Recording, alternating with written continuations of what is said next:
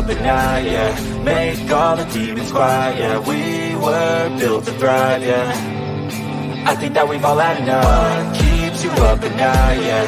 Make all the demons quiet, yeah. We were built to thrive, yeah. I think that we've all had enough. Yeah, I think that we've all had enough. Sick of dealing with the old plan. They know that we're calling it wrong. You got me like, oh yeah, I think that we've all had enough.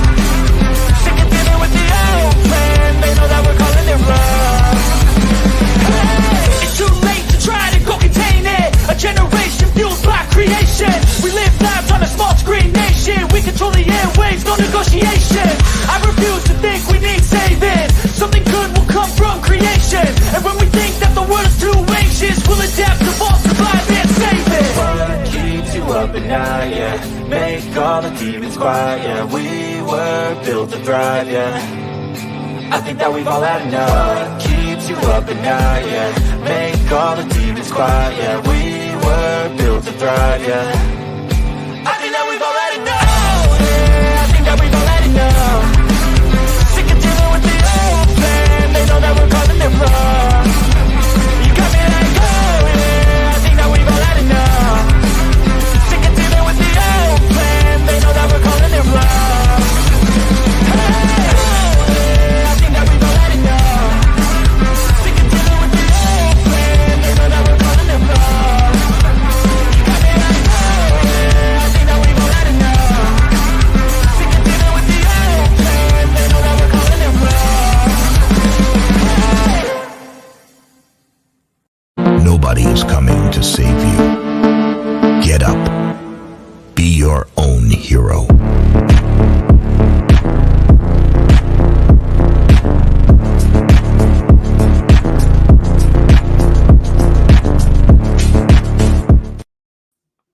All right, good evening. Welcome to Sovereign Soul Unchained Mind. Still recovering from a little bit of a containment pressure test that I was doing some of the science up here. Some of you down on the ground call it a bong. Coming to you live 250 miles above your imagination in the International Fake Station. This IT nightmare behind you. I'd like to also let you all see my good friend Something Wong. He's my handler, and he likes to be up here and make sure that I'm towing the line. So I'd like to also welcome to the show from down on Earth.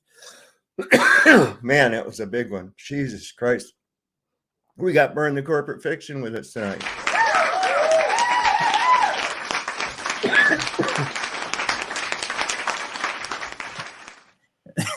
How's it going up there, man?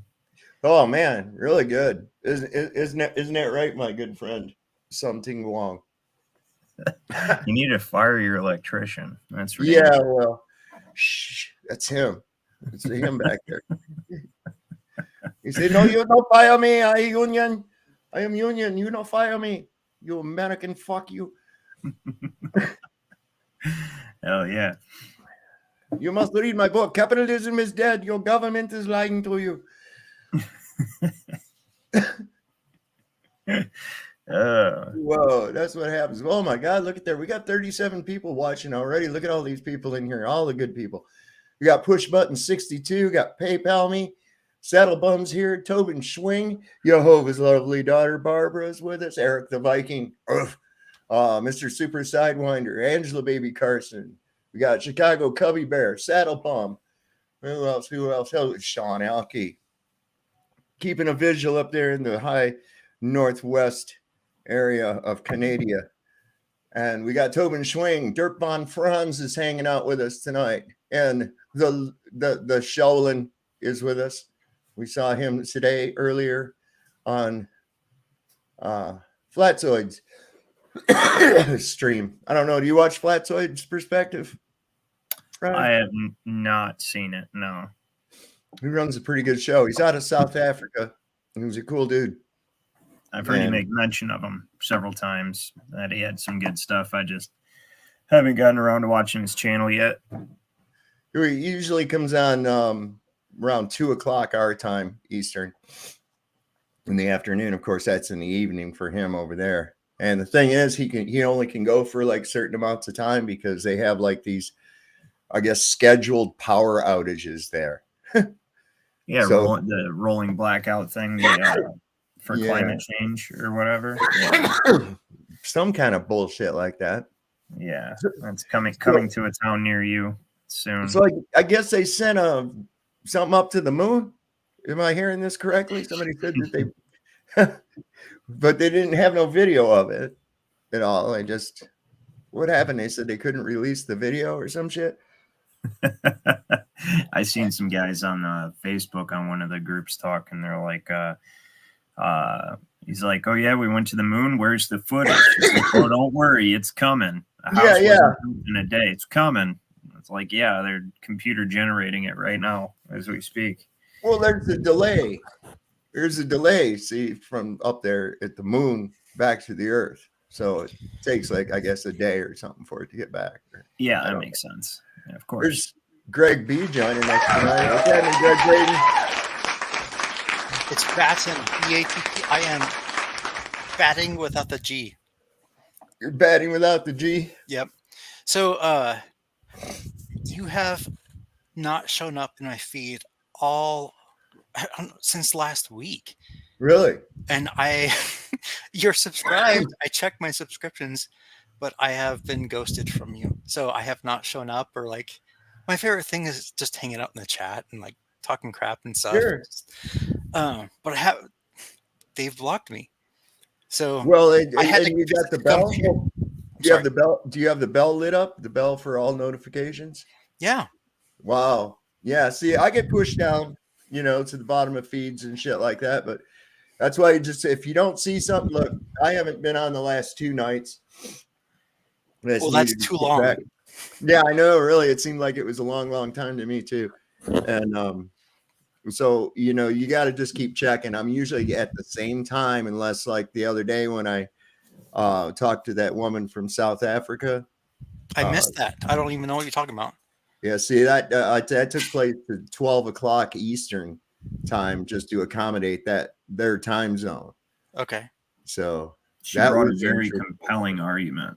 But I'm going to jump off, but I wanted to tell you that freaking thing that landed apparently tipped over upon landing, and that's why they haven't been showing shit. And I put a couple links into the chat. Oh, it's even on Yahoo News and stuff, but no one's focusing on that. They're just so check that stuff out, man. This stuff is all over. Get into it here. Let me see if I can find something on it, because there's not a whole lot of talk about it. Let's see if we can find Yahoo News. Let's go over there. I put a link in our chat. In the private chat or in the regular chat? In the regular chat. All right, hold on. Let me find it. Just a second. I actually put 2 in there. One to Yahoo. Yahoo,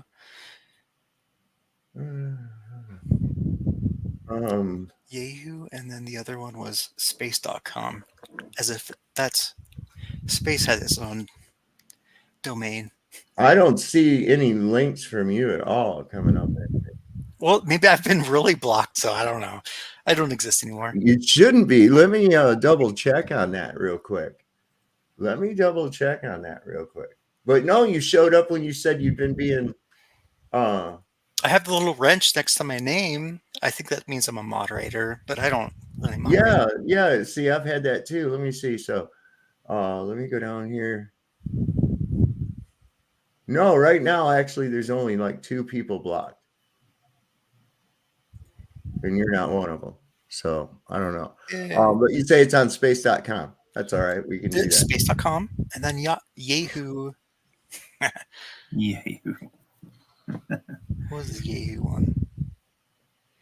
The Yahoo one is great because it shows the little model when it's tipped over, and the CEO guy is like talking about it. They value your privacy. Yeah, obviously. Yeah. The fact that they had to come out with great big bold letters and tell me that, it tells me that they're fucking lying. Hey, look how great we are. Fuck off. So the lander tipped over on the moon during a spicy lunar landing.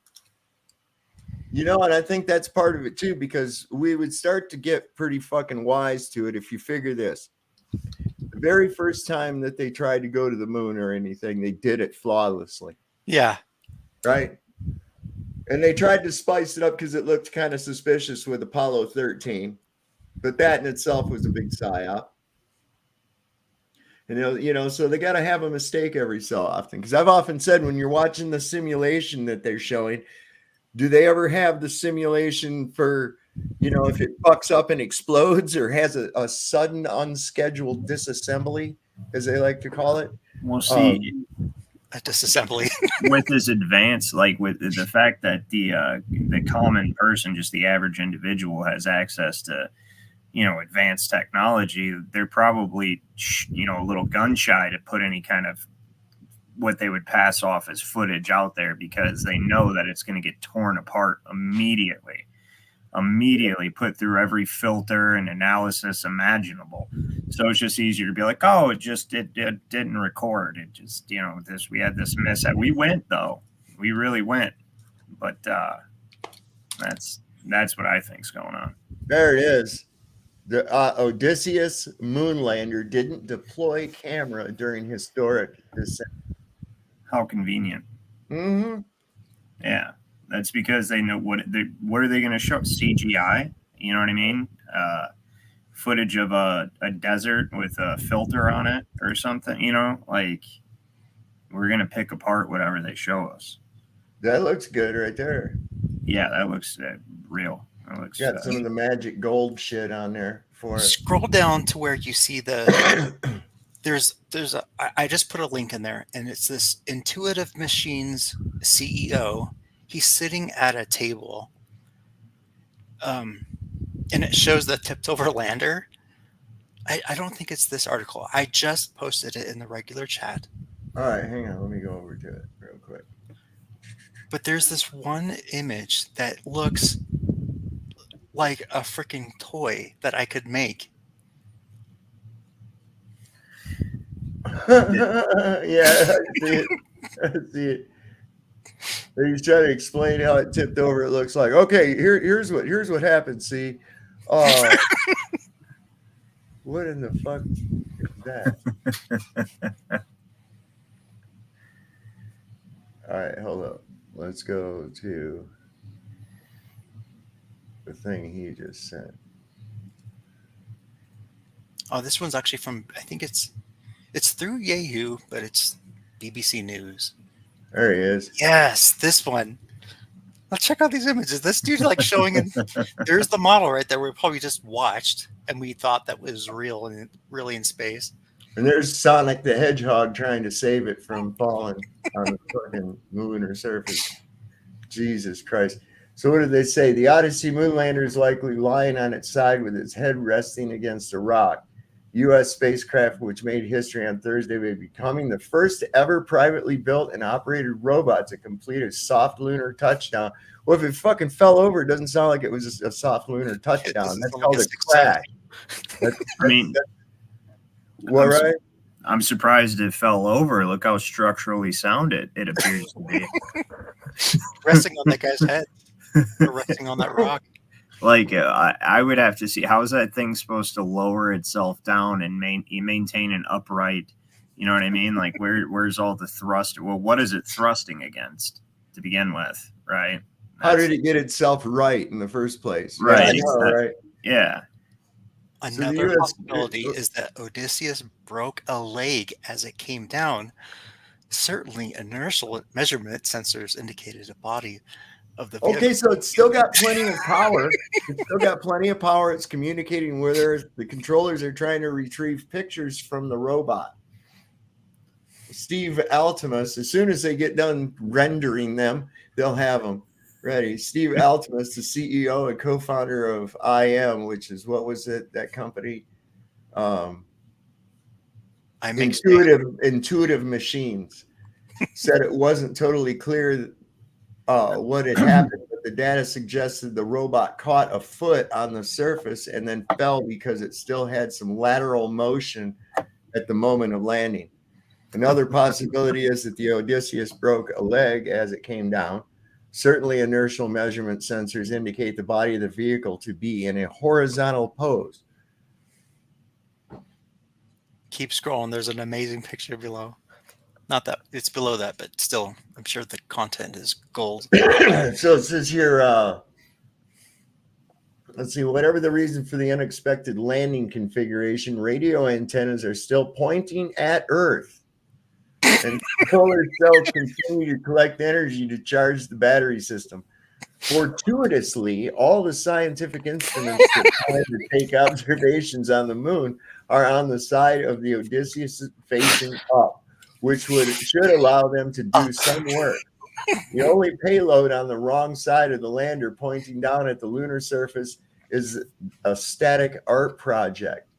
We're hopeful to get pictures and really do an assessment of the structure and assessment of all the external equipment.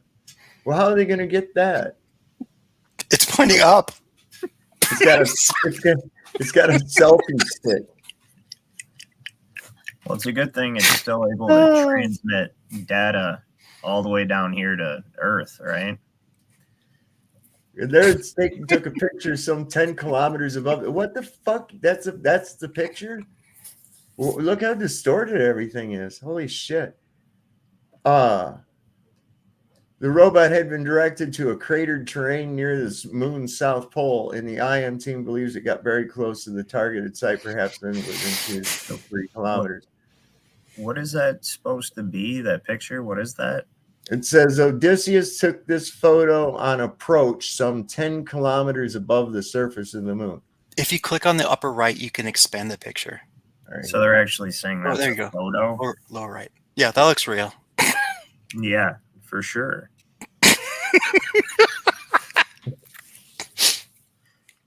Wow. Yeah. Amazing. Oh, there's what it was supposed to do, see? Yeah. So there's what it was supposed to be. That's how Odysseus should look on the moon, except it's likely on its side. Then how'd they get up that image? Is that a real image? Wow. Well, they would like you to believe it is, you know. Well, it says artwork. The first word there is artwork, how Odysseus should look. The next Right, but one it is looks gold. the same. There's a photo. Odysseus So arrived that's the in lunar toy orbit. one that I say I can make that once you expand it. But read the paragraph first. Let's take a look at this thing. Okay, there's this bag. Yeah, made out what of is magic that? gold foil. It's gold mylar. Look at those hoses and their connections. What is it capable of containing inside, you know, as it travels through a vacuum? Nothing. Right. Fucking thing would tear apart. Look at what's this? What's this fucking seam rip? Right. Holy shit. Look at those legs too. Like it looks like a trombone stand. They really spare no expense when trying to fool the public. That's for sure. Okay, so they named it Odie. It says once the sun sets on Odie, the batteries will attempt to keep the vehicle warm and alive, but eventually it'll fall into a deep cold, and then the electronics that we produce just won't survive the deep cold of lunar night. And so, best case scenario, we're looking at another 9 to 10 days of operations, said Tim Crane. It says the Odyssey arrived on the lunar orbit on Wednesday, and it's Wednesday to prepare for the landing. And this is like, oh my God. Yeah. They spare no expense when trying to fool the public. It's like they go grab shit out of their kitchen. Scroll down just a little bit so we can see more of that picture. That's it. That's as big as it gets. That's it. Oh, shoot. Yeah. Look at those hoses and their connections. And then that body. And then the legs of it. It looks... It just... It looks like a joke. It does. You know, there's something that you can... This is obvious. I mean, to me, it really looks... that's like a stock... You know, like when you go to the fucking picture studio when you was a kid, and you could have the backdrop of the moon, you know, and then you take that, right? That's what it looks like. Beauty shots or whatever it's called. Backdrop. Yeah, it does. It looks like it's superimposed on top of another image. Totally does, man. But the bags are what's getting me right now. Is how is that bags? But what does it contain, first of all? But regardless of what it contains, how is that able to contain anything in the vacuum? Balloons What in is that? space, baby. Tinfoil, mylar? What is that? You know, I have no idea. Look at these exposed wires. You couldn't have run conduit for that. Some kind of with zip ties, for fuck's sake. Look. Micrometeorites. Look at those. Those are fucking zip ties. You know what? Let's download this. Those actually are zip ties. Yeah, yes, they are. Hang on. We're going to look at this here. This is fucking crazy.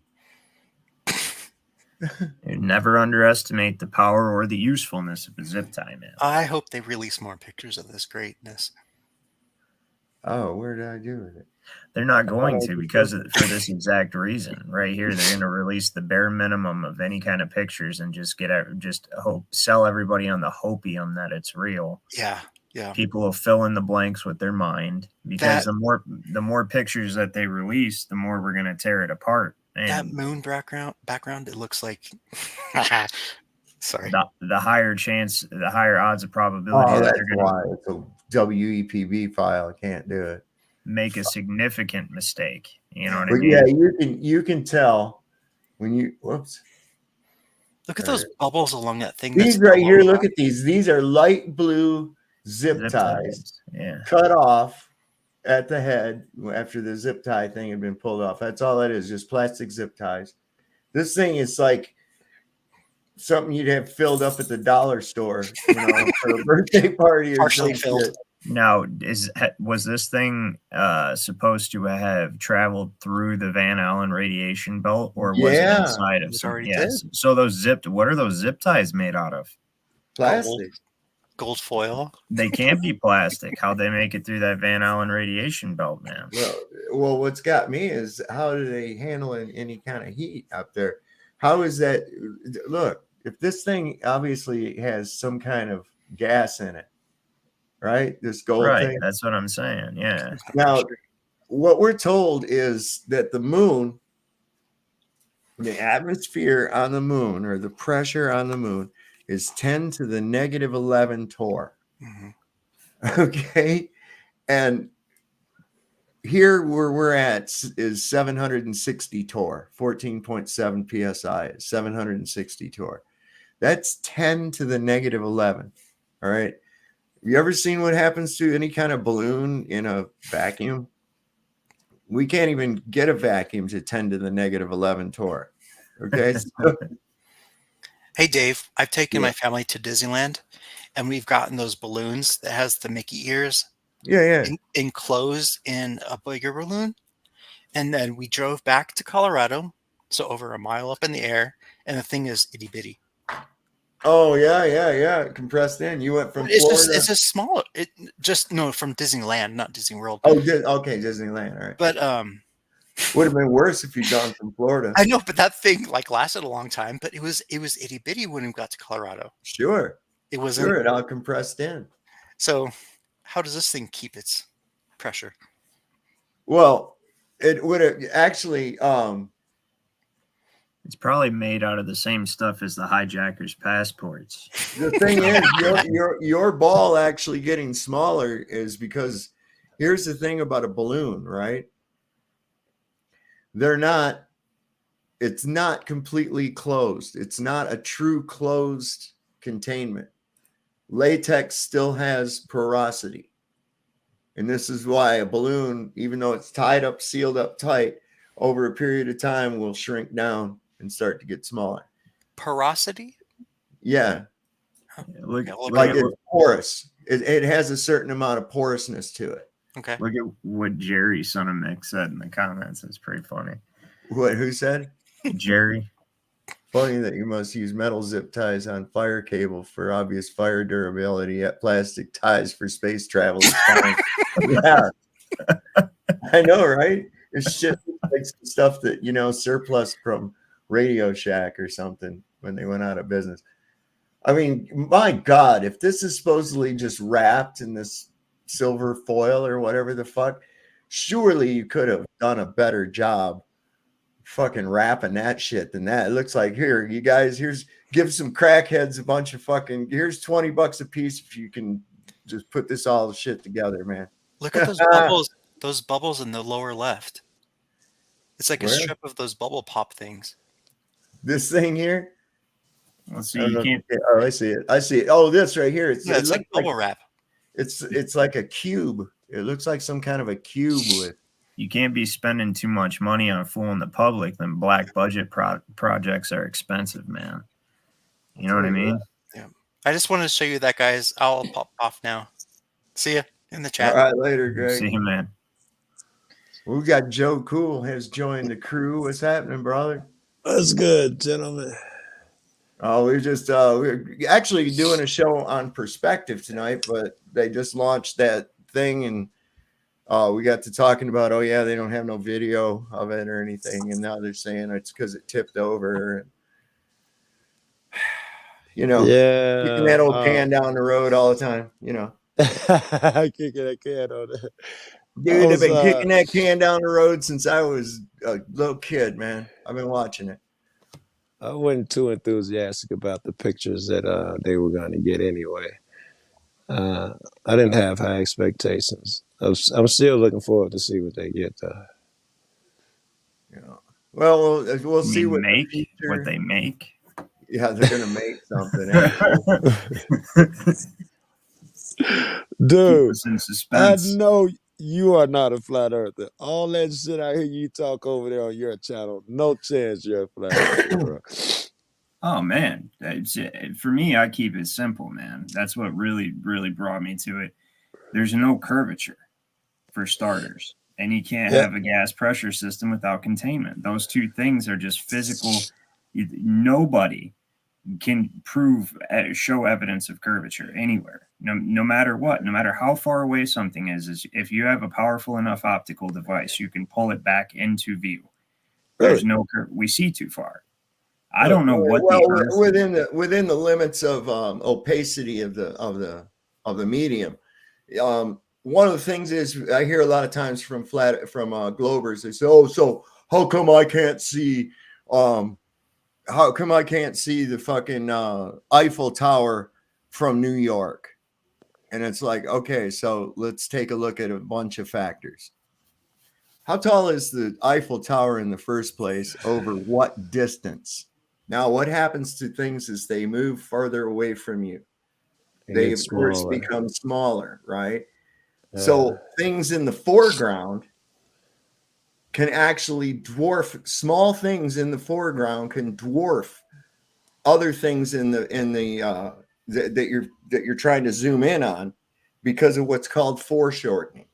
So like a 3-foot wave at a quarter of a mile away from you can actually obstruct a 250-foot tall object 25 miles away just because of your field of view. It's called foreshortening.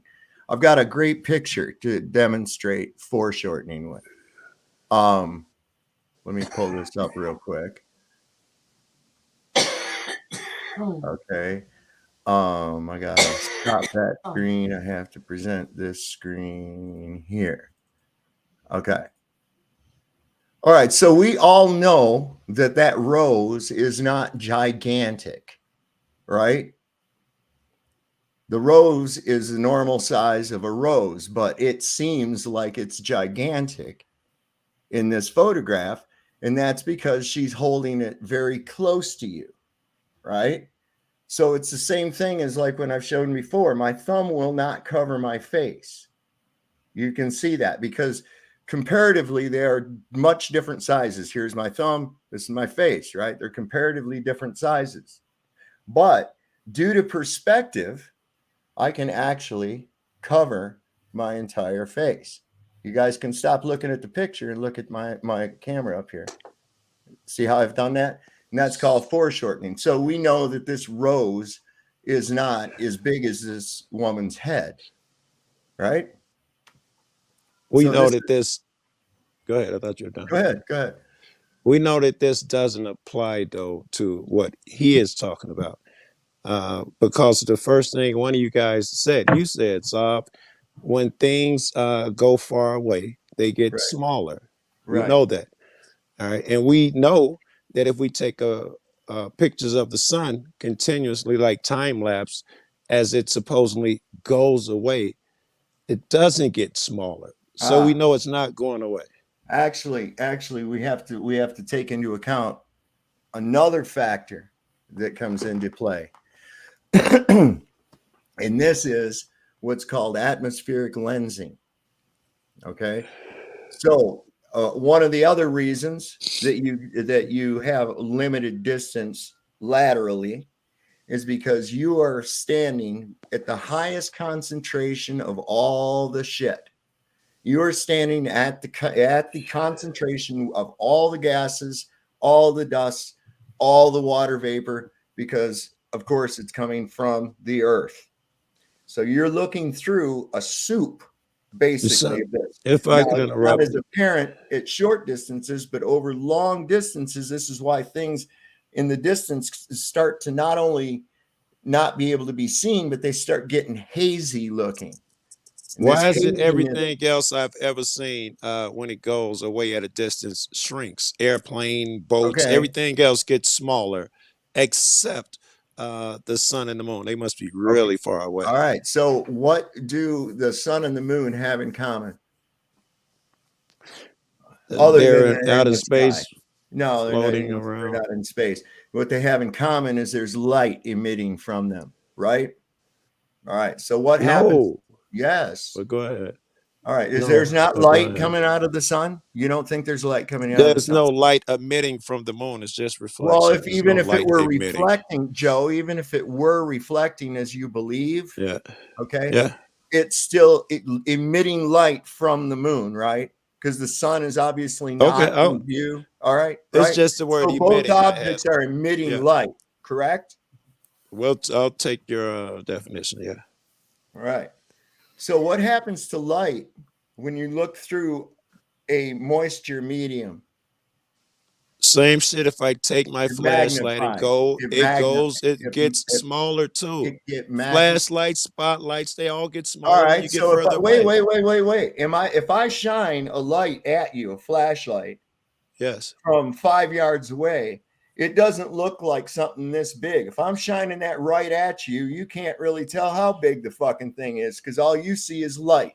You see a ball until you back up and get away from it, then it gets tinier and tinier, and it's clear that you're moving away. Yeah, okay. So then you'd have to get like about 50 Earth widths away for that to occur. All right. For what to occur? The flashlight or the sun? All right. You see, you still haven't let me get to the point. Do you know what atmospheric lensing is?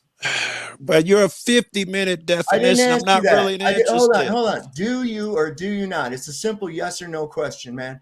Do you or do you not understand? It's not a simple question. The answer is do you yes. understand it? Okay, you do understand it. And what does atmospheric lensing do? See, it's not a simple question. I'm not jumping through hoops for you. I'm not going to do it so you can give me your definition of atmospheric lensing, and we take 20 minutes of this nonsense. All right, you tell me what atmospheric lensing is. I am not. I just told you I'm not going to tell you. If you have a point, make it. I'm not going to help you. Say you don't know. Because I won't tell you. I don't know. You're brilliant. Well, no, it's not that you won't tell me. If you knew, you would know what you're talking about. I'm not some baby in second grade psychology works on me. If you're making a point, make it. Okay, and I told you this was going to be an extended conversation. All right, then, you must understand it. All right, then, simple. Since you understand it, the reason that you don't see that much change in the size of the sun is due to atmospheric lensing. Okay, now you know. Now you know. Yes. No, you already know what atmospheric lensing is.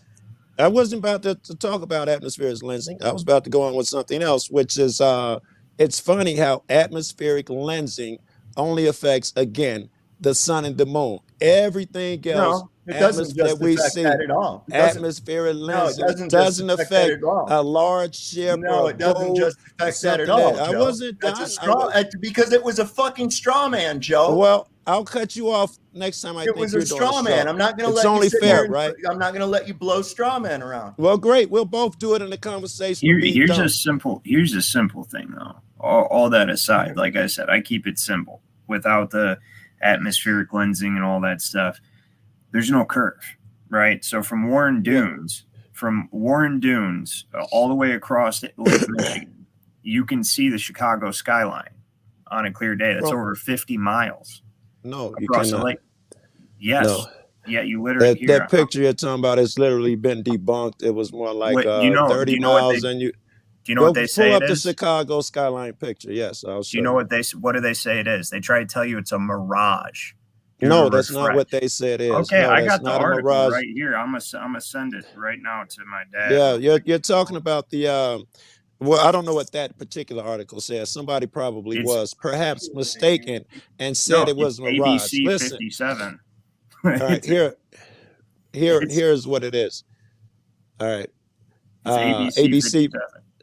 Yes, ABC 57 got it wrong. Here's what it is. If say it was 50, it was more like 30. You went by the curvature of the earth, so and so 8 inches per square mile per mile squared, and it gave you guys a drop feet of I forgot how many hundreds of feet.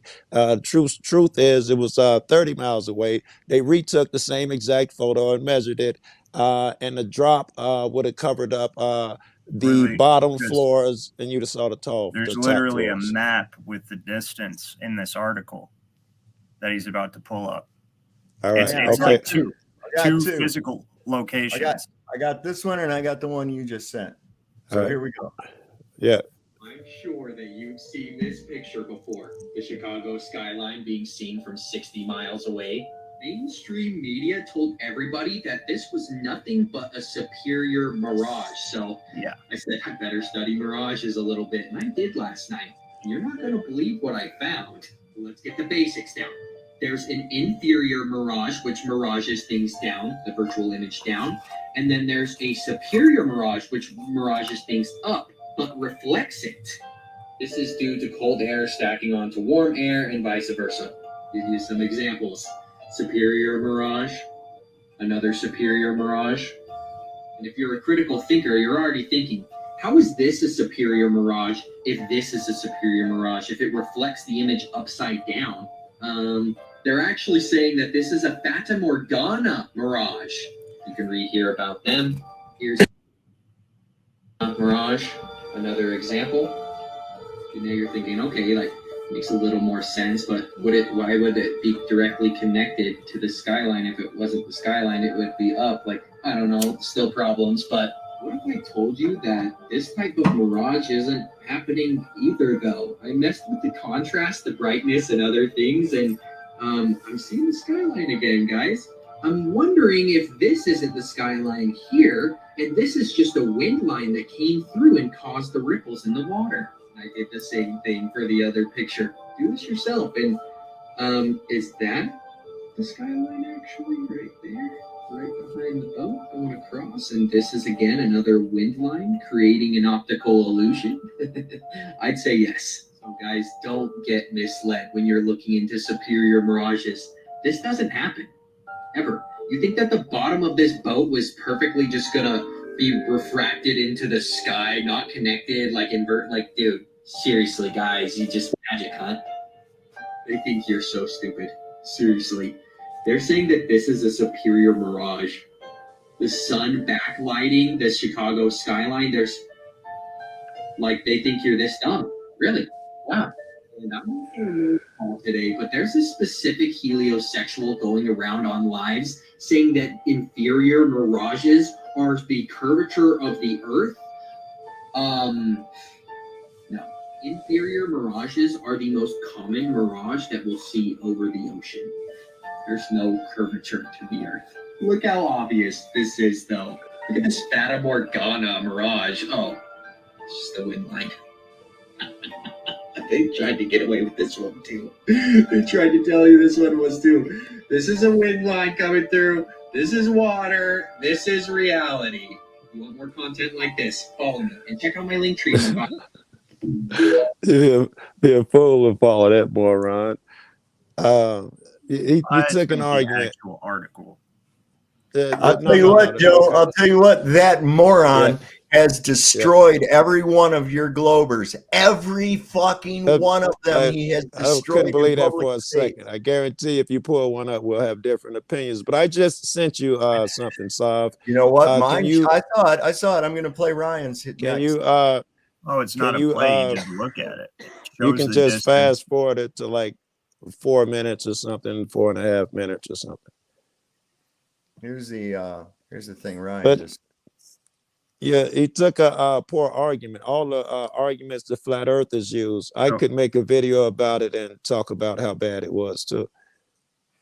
So this is the actual article where the person presented the photo and they tried to say it's a mirage, which that kid just obviously debunked that explanation. No one would have assumed it was a mirage. You don't have to sell me that it's not a mirage if that's what you're trying to do. These are two physical locations. So this photo has never been debunked, as you would say.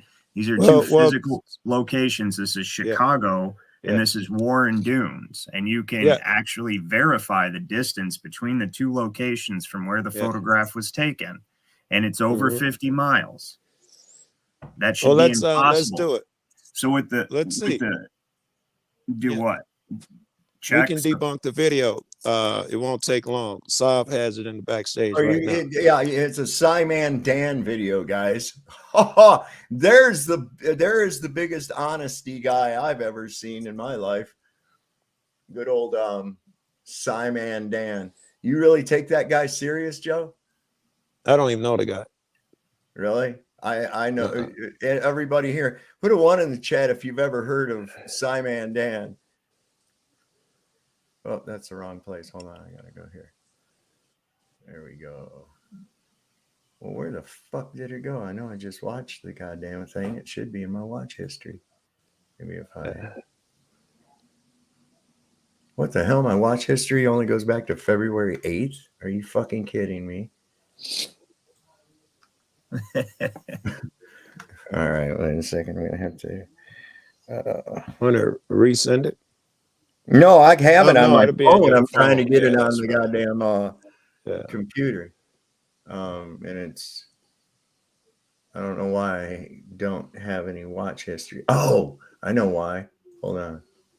I'm under the wrong. It's still up. It's still open. I'm under the wrong account. That'll do. All right. Simon Dan, huh? Now listen, this guy's a prick, so I'm gonna have to speed him up or something because he'll copyright strike. He's a dick. This guy's a real fucking dick. In fact, I don't even think I should play his shit. You better not, because your buddy here is gonna have to face reality. Oh no, from Simon Dan? No. Nobody Simon Dan ain't debunked a fucking thing, Joe. Only the gullible will believe that.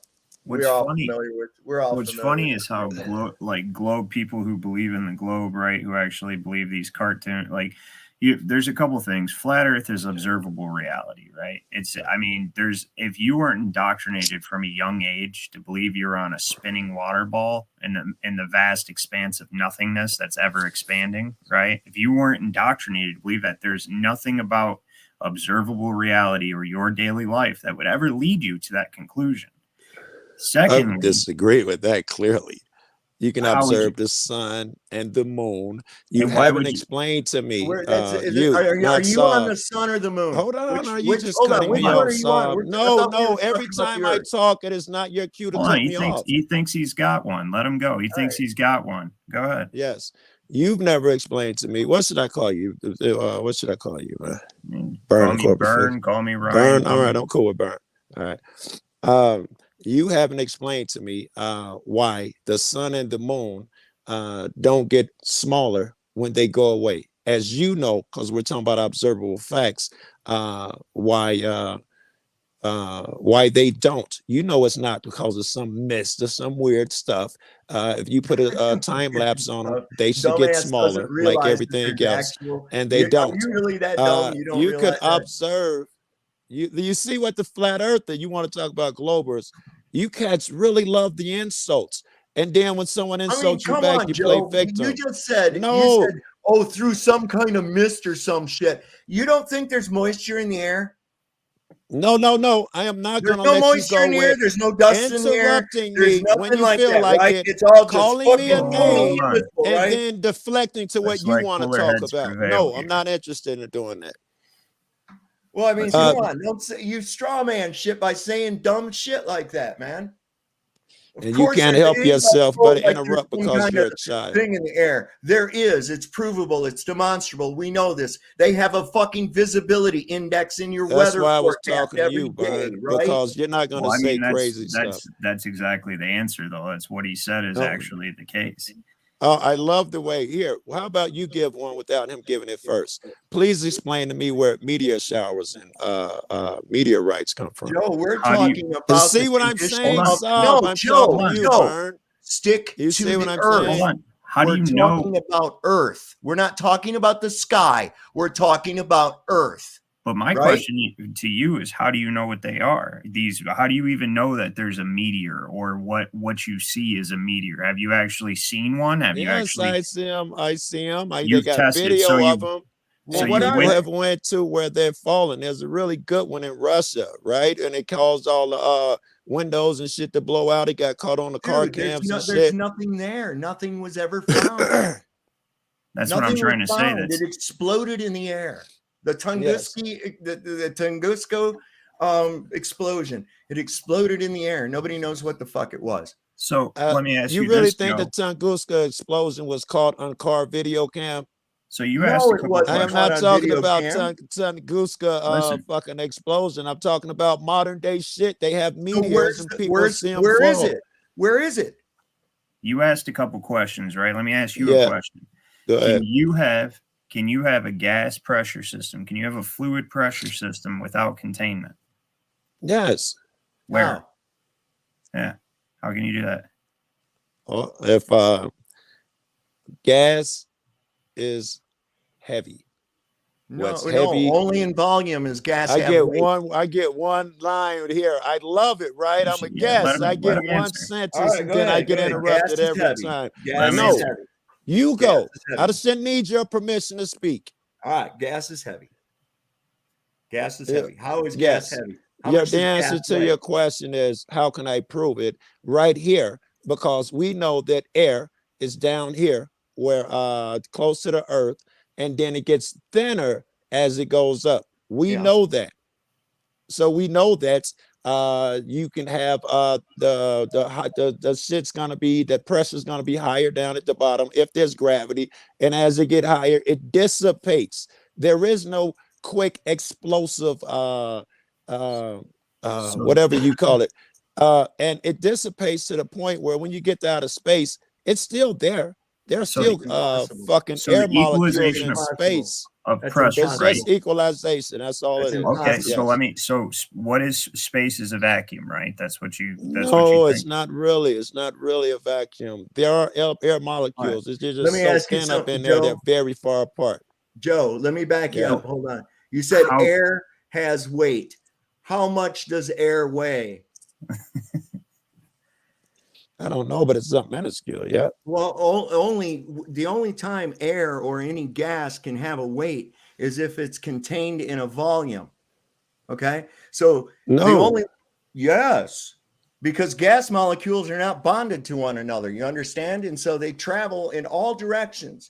And if there's no containment for them to bounce off of, they'll keep fucking going. This is called dissipation.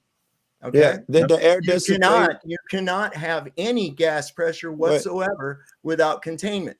And I know what you're going to say. You're going to try to say gravity, but gravity cannot act on a gas because gas molecules are not bonded.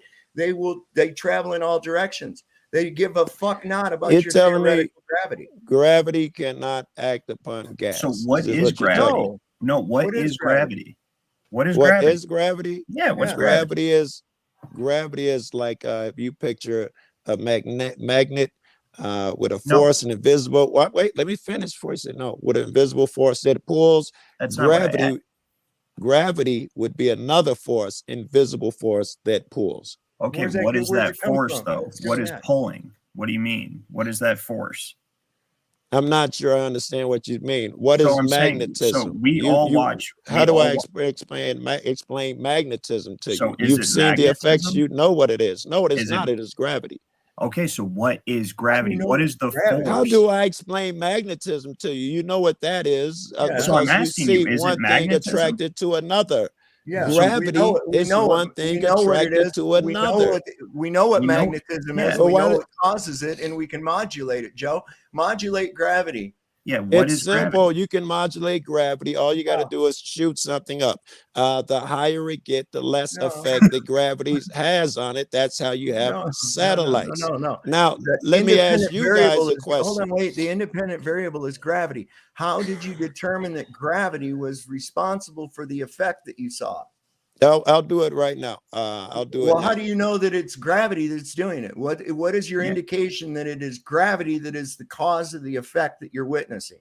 So It has, go ahead. Go It well, I has was gonna- observable, predictable effects, and we've Yeah. used a placeholder Uh-huh. for what is causing those effects. We call it gravity. Okay, So- so it's just an effect. I was going to put it simple, right? So Go the ahead. word gravity comes from Latin gravit, which means heavy, and gravitas, which means weight. So when you say something falls because of gravity, you're saying it falls because it is heavy or because of weight, right? That's not, but No. we're not asking, we're saying what is the force, right? Yes. That brings it to the ground. You're describing an observation, but you're not Yes. describing the cause. You're saying that the effect is the cause. That doesn't You're that's assuming a circular. cause. No, I'm not saying. I am saying the cause is massive objects put out a force. The same way you guys will agree that active magnets put out a force. Well, we can How do- measure wait. magnetism. Large objects put out We a can force. measure gravity, get on a scale. Yeah. Get on a Okay. scale in the water. So what about Get helium? on a scale in some mercury. Hold on. Get hold on a on. scale in a vacuum. Right. Here, let You're me gonna ask you a couple You're questions. going to have different weights and different mediums, bro. All right, let's go there. Different weights and different mediums. Yeah. If explain to me why everything falls down. Not everything falls down. That's Some true. things fall up. Well, explain to me why almost everything falls down.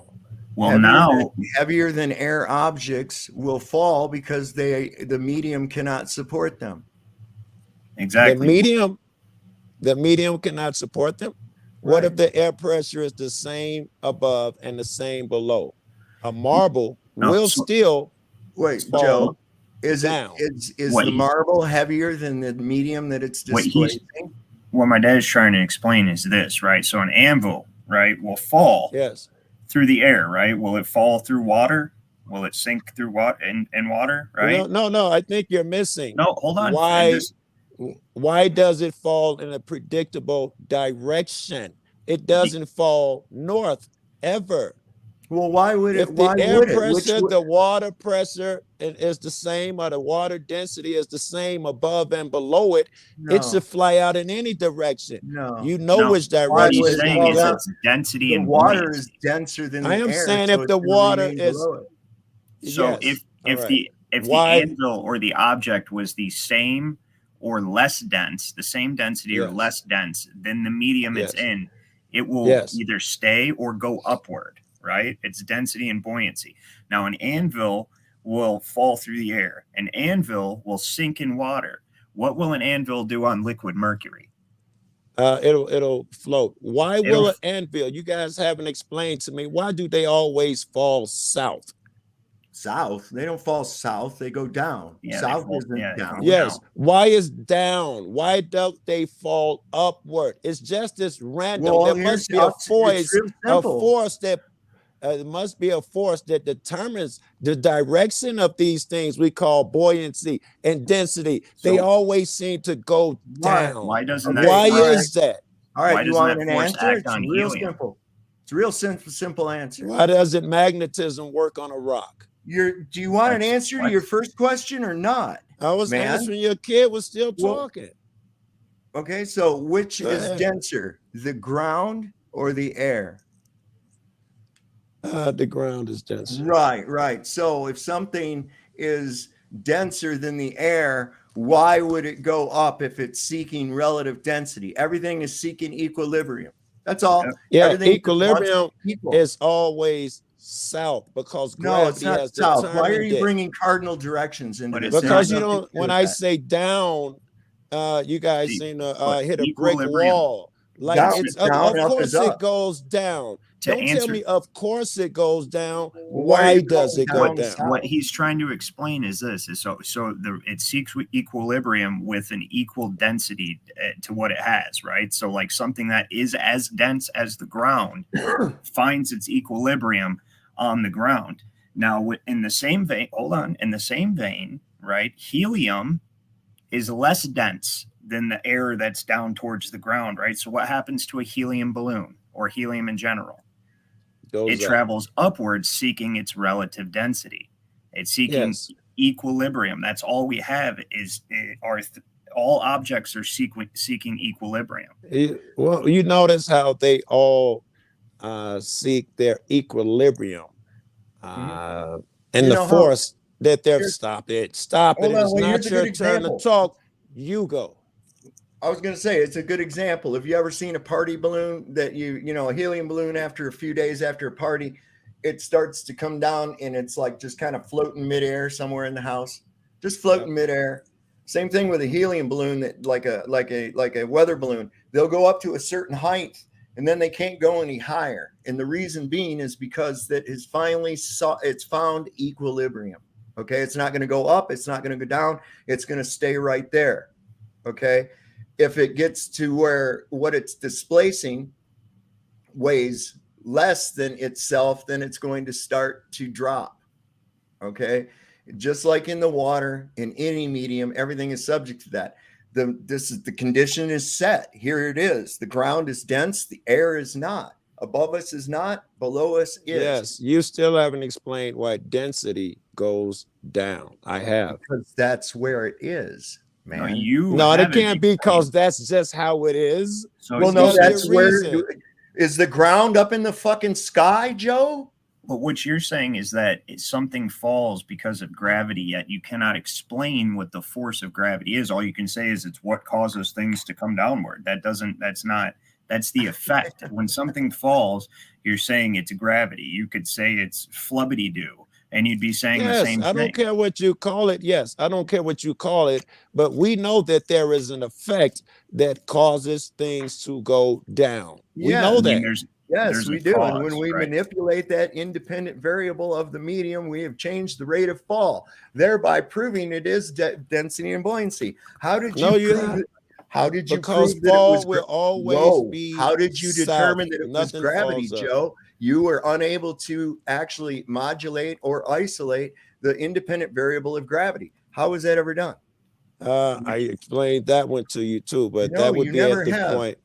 You never that have. would be You know why? Because it's never been done. I'm sorry. When you ask my shit, why don't you do me the favor of letting me give you my shit before you dispute it? Do you understand? Every single time I've spoken, you've taken the liberty to interrupt me. It's extremely rude and disrespectful. All right, Joe, You just get the fuck on with it because this is getting off the topic of my show tonight. I'm sorry you don't understand. No, we don't. We don't have to. We can talk about whatever. I don't. I don't like. Well, I mean, I'm just sorry anyway. you don't understand fucking physics, man. Or being disrespected like that. You have cartoon physics in your head. See, now you got to call me names and stuff. No, Who's not doing that? Who's not interrupting? I don't understand. What do you think the ground is up in the sky somehow? Or you're asking why is the ground not up in the sky? What the fuck are you actually asking? Why down? Down is dense. That's why. Above it is somebody explain to me what a lunar eclipse is? I'm sure we're not discussing lunar eclipses tonight, Joe. We're going to talk about. Oh, well, we'll talk about what you want to talk about. I don't know what right, because it's my show. Did you see the name of the show? Did you see the name of it tonight? Hey, man, listen. Come on, guys. I'm only going to tolerate so much disrespect, buddy. But it was. Do you see what it's called? 93 million miles per-spective. Per-spective is what we're discussing tonight. Now, I've been generous enough to try to explain the gravity thing to you, but you just don't understand simple physics, man. Yes, it's my fault. I get it. Yeah. Well, I mean, you don't. I don't understand what is so. You would never understand about an unproven magical force when you hear something that you can prove to yourself on a daily basis. You show it on a daily basis. You deal with it. Yeah, yeah. So you wouldn't really know what proof I have to offer because when I began, you always shut it down and give me your version. So you wouldn't really know what my points and arguments are. Go ahead, make them real quick, because I got All some right, shit. lunar eclipse. How is that feasible? What do you mean? How's it feasible? How's it work on your world? The Earth goes between the sun and the moon, and our shadow hits the moon. How do you have any proof of this? I asked you what it was. Now you're asking me questions. Well, I'm not making a claim of what it is.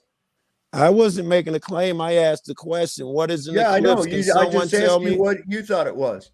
I asked too. You're not answering my question. What's an eclipse? Burn? You know what an eclipse is? You're talking about a solar or a lunar eclipse? The lunar eclipse. Lunar what's eclipse. a lunar eclipse? Some kind of a darkening happens to the moon.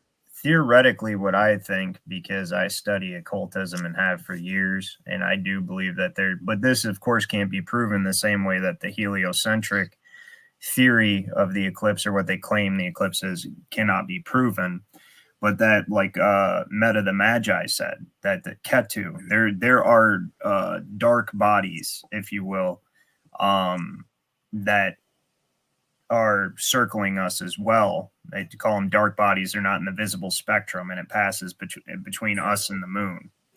Then they wouldn't leave a shadow if they're not in the visible spectrum. How do you know it's a shadow? Yeah, no, I said not on the visible spectrum, not that it doesn't have an actual mass that you can't. I didn't say it was translucent or see-through. I just said it's not visible, meaning that it would still darken. You know what I mean?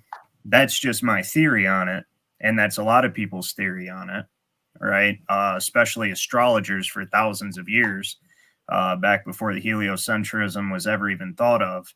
That was the explanation of it. But that's, again, how would you prove it, right? I'm not so sure. Here's another problem too. We have an object that's supposedly 2,160 miles in diameter that's leaving a shadow only 70 miles wide. That's a problem, especially when you run the ratios. So based on that ratio, given the diameter of the Earth and the same light source, this means that during a lunar eclipse, when it's supposedly the Earth's shadow passing the moon, the ratio doesn't work out. The ratio shows that the shadow of the Earth should only be about 1/10 the size of the diameter of the moon. You'd see a little dark circle about 1/10 the size of the moon going across the face of it. That's just given. What did you say it was? What did you say the lunar eclipse was, Saul? I said, according to the heliocentric, it is. I'm asking you what it is. Oh, I don't know what the fuck it is. It's a darkening of the moon. It's a darkening of the moon. So can't be the Earth's shadow. It can't be the Earth's shadow because I've already run the ratio. So wait, just for the. So I know it's not the Earth's shadow. Secondly, knowing that there's no way the Earth casts a shadow on anything at all, that would be impossible. So it's something else. All right. So when asked to give a plausible theory of what it is, your guy says it's a invisible object, but somehow leaves a shadow, which I don't think that would have happened in the visible light spectrum. And your shit was. Sue Finelli's been doing some work using some polarizing lenses during eclipses and finding some interesting information out with that. Now, as someone in the chat had mentioned, as well as Ryan, some other people had mentioned that there was these by the Babylonians even, who came up with the Soros cycle, which is they're used today to predict or post-dict where the eclipses are going to be and that kind of thing. They were flat earthers, and they had two, as Ryan called them, dark bodies or invisible bodies that we only see during these astronomical events. Because they block Rahu. See, here's Rahu is what eclipses the sun or the north node. And what's the other one? Ketu. K2. Yeah, there's like Yeah. supposedly I'm not 2 of them. sure That's what they call invisible them. things cast shadows. I'm not We sure didn't that's a say, thing. we said that we couldn't see them, but not that they don't have they take up space, like they're not translucent. You can't see through them. They're not transparent. You're They saying are they block the moon from my view, though, right? right. I'm When they saying go we cannot past. see them, but not that they are like transparent. Like you cannot see through them. That's the thing. You cannot see them, but you cannot see through them. That's See, the theory. That's why we they're have called to dark first bodies. weed It's a out those. bad theory. If invisible things cast shadows, as I think you No, are the saying invisible they thing's are, not they'd be all over the It's not ground all casting a day. shadow. Oh my It's fucking blocking. God. It goes Blocking the directly light in the source. path.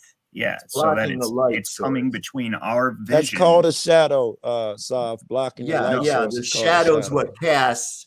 So the thing that's going in front of the sun, The body say itself perhaps is in a front. polarized object of some sort. Blocks the light source. Right. It blocks, but it's not a shadow. It's not casting a shadow. It's literally in between our field of vision. Yeah. And the thing we're looking at. Well, what we have to know even what the sun is. What is the sun? Where is it exactly? We don't have answers to this. They've had answers forever. No, they haven't. They've had answers, but they're always wrong and they're always changing to suit their fucking narrative. It's gone from 3 million miles. It's gone from 3 million miles up to 107 million miles and back down to 93 million miles over the course of 500 years. Okay? 400 years. Well, some people got it right. I'm sure some people guessing got it. Blind. I'm sorry, Well, Sav. When I start to talk, you got to stop that. Which one, though? Which one got it right? No, I can't endorse that behavior. You just think it's okay to cut me off every time I start talking. All right. I forgot what I was trying to say. You just can't even help it. One of them got it right, and I asked which one. Oh, yes. I would assume that many people got it wrong. And just because someone can look forward a couple 100 years from then and say, look at all the people got it wrong, doesn't mean that some didn't get it right. There has been a line of people that got it right for hundreds of years as well. In fact, the guy that you hate with the two shadows, Aristophanes, I mean, it might have been the one who did it. Even exist, I don't know who it was, but he the didn't two even shadow exist. thing. If you really I don't know. Who, what? Have you really thought that out? Yes, I have. I've looked into it. I saw a guy do it and watched him do the math and all of that shit. Right. And you never wondered. In fact, you never wondered how a guy in ancient Greece was communicating 500 miles. No, that's not how you would do it. That's not how you would do it. You would go 500 miles. You take the measurements here the day before and at the exact time the next day, then you take the measurements. No, the sun's That's how never you in would the do it. same position except twice a year. That's it. Twice a year. It'd be twice a year. Be close. No, twice a year. I heard you. It'd be close enough within 2 days of each other where you could still determine and figure shit out. It doesn't move that much from one day how long to did the it next. take a motherfucker to walk 500 miles? Yeah, that's what I was just thinking. Well, you wouldn't do it. Like I just watched the guy do it on a bike on YouTube, and he took the longest road somewhere. He rode it on his bike, but he did it with a walkie-talkie. He had his friend there. Yeah. See, Aristophanes didn't have a bicycle or a walkie-talkie. Would that experiment not work on a flat Earth with the local sun? Hold on, I'd like to be able to finish the thought without Sav interrupting. I know it's impossible. The guys went there. He had his friend go in one place with the walkie-talkie. He rode it to the other end on his bike, and they measured the shadows and how far they had moved from the distance. He knew how far he rode the bike, and therefore you could determine that how much the Earth bent, and you could do the math and determine the circumference of the Earth. Go ahead. What was why would he have an idea that there was a circumference to the Earth in the first place? So he went into it already with a predisposed idea based on nothing. Yeah, he thought it. Hold on. Okay. We also have to take into account that he didn't have an odometer. Okay. He didn't have a bicycle. You know how they measured the distance? They walked. Okay. This guy counted his steps. They had a guy that walked and counted his steps and didn't lose count or nothing, right? So I'm buying this, right? I'm buying who this. would do a That the guy caveman went, experiment like that? I mean, people what? are smart. Who would do What? that caveman experiment? People are smart. They know distances. They know time. How did they know distance? Where did they get How that did- from? A guy Oh, walked it and counted his steps, Joe. Read about it. Do you even know how this shit was done? That's what I'm saying. You got to look Yes. beyond the little fantasy story that Yes. Nuts tells you, and look. No. into I the told reality you. of it. I'm sorry. Everything I've told you, I've been clear to give observable stuff. I haven't given anyone else's opinion. I've given all things that I can observe myself. So All you right. can't use the argument that I'm being indoctrinated. Have you ever observed a local light source and objects in a room casting different shadows of different lengths based on their location to the lighting source? Have you ever witnessed that? Have you ever observed that? I sure have. I think if I understand what you're saying, do I understand how my light here shines on a basketball across the room? I think that's what you're That's asking. not what I'm asking at all. All right. Have you ever seen like objects casting different length shadows on a flat surface based on a local light source?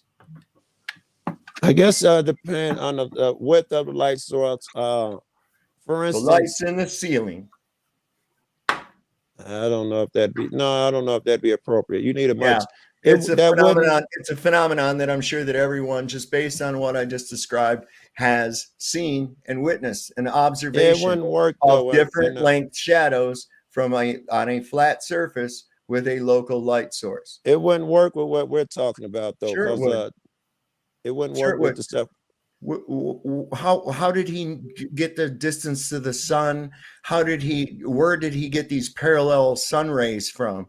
Nobody's ever witnessed parallel sun rays ever anywhere. You witness them all every day. No, you don't. They diverge from one another all the time. They diverge from one another. This is why we call it radiating. Radius, radium, radiate, right? Okay, so what does that mean? It means that it goes in a radial fashion, not in a linear fashion. I think what we do here is you never have an argument or proof of anything. And then I give I'm sorry, don't do it. And then every time I give something, you just say it can't be true. But you never know how anything is done. You don't know what the moon set is, the sun, and gravity. So you don't have an idea of anything. You just say mine isn't true. I think that's what we're doing. No, I know more about what you supposedly believe than you do, even, Joe. What's an eclipse? What is an eclipse? According to the heliocentric model. See, you don't know. You're telling me what someone else says. You don't know. It's your fucking belief. You are a I can give you my belief, buddy. I didn't ask you what I believe. Do you have one? I just told you you do not. And you just proved me right. So here's the thing, though. You're only appealing. You're going to tell me, authority. if I ask him a question, you're going to tell me what NASA says. How does that help me?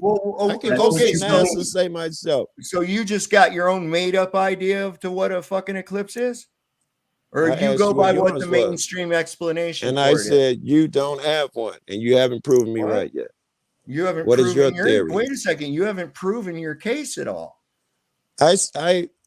You told me some nonsense about a shadow, and I showed you that the ratio doesn't work.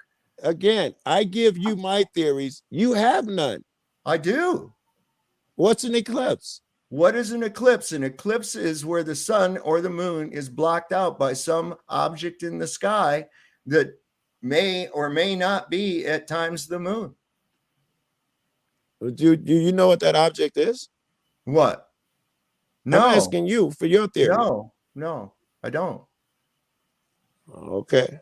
Why That's would that your theory of an eclipse? Why would that be necessary?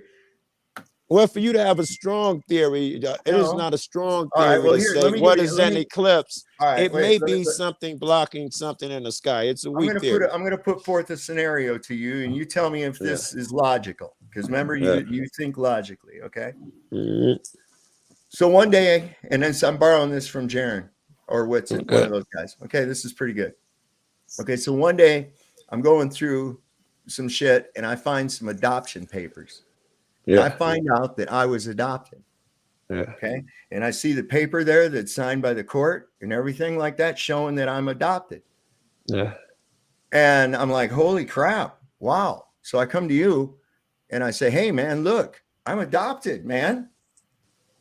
And you say, well, who are your real parents? And I say, fuck, I don't know, man. Everybody's lied to me here. I don't know who my real parents are. And so you Yeah. turn around and say, well, see, then that means you're not adopted. That means that those are your parents because you don't know who your real parents are. Now, because I don't know what something as opposed to knowing what it's not doesn't No, mean. no, I get the difference All without the right. story, and it's a good story, but I still get the difference. But when when you add up that you have this whole thing about flat Earth, and Mhm. you can't do anything Well, simple, No, I observable don't. that I Wait a can't. second. Wait. Let me try to get it out anyway. All right. Simple, observable facts. You can't explain what's happening. You can't oh, explain why the sun goes down and this shadow in here Yeah, without we putting mist do and explain magic that. into it. We do hold on. explain that. Here, let me say something real quick. First of Uh, all, is you're using a popular globe art tactic, which is so you think the Earth is flat, then explain everything in the world to me, type thing, Right. right? So say And again. hold Say it on. again. I didn't hear you. Say it again. I'm not finished. Repeat it. I don't want it to go to waste. Oh, I said that you're using a common globe tactic, which is, oh, you think the Earth is flat, so explain everything in the world to me, right? So, Okay. Yeah. secondly, you are asking him what certain things are, like eclipses, and these are not simple things, even by heliocentric standards, right? Thirdly, he's actually saying, he's admitting, I do not know what it is. I just know that what they say it is impossible, which to admit to not knowing I something give you credit. It takes is a courage to whole, admit it's, that you no, it's don't not know courage, it's something. wisdom. A wise person knows when to say, I do not know, right? But you, when he asks, what do you think an eclipse is? You Yeah. appeal to authority, okay, things that you were Yeah. told, right, which you've never verified for yourself. You were told these things by an agency or agencies which have been proven to lie Listen, constantly. you guys keep using that argument. I'll say this again. Everything I've spoken about here tonight has been through my own observable So the eclipse. So observations. what do you think an Yes, eclipse is? it is clearly the Earth casting a shadow, So blocking the moon, because I've seen the time lapse, and you can see that it forms a massive fucking ring. You can How tell do that it's you the Earth. we how all do you see that, account but for the how do you know it's ratio? the Earth? How do you know? Not so you said it's not because you were told Oh, that's what it was. yes. Okay, I don't know for sure, Thank but you. yes, no, I don't know anything for sure. Now I'm just human and a little small guy, It's the same but thing. So yes, it's based on ad populum, it's basically based on what's the observable. popular or most prevalent pushed idea.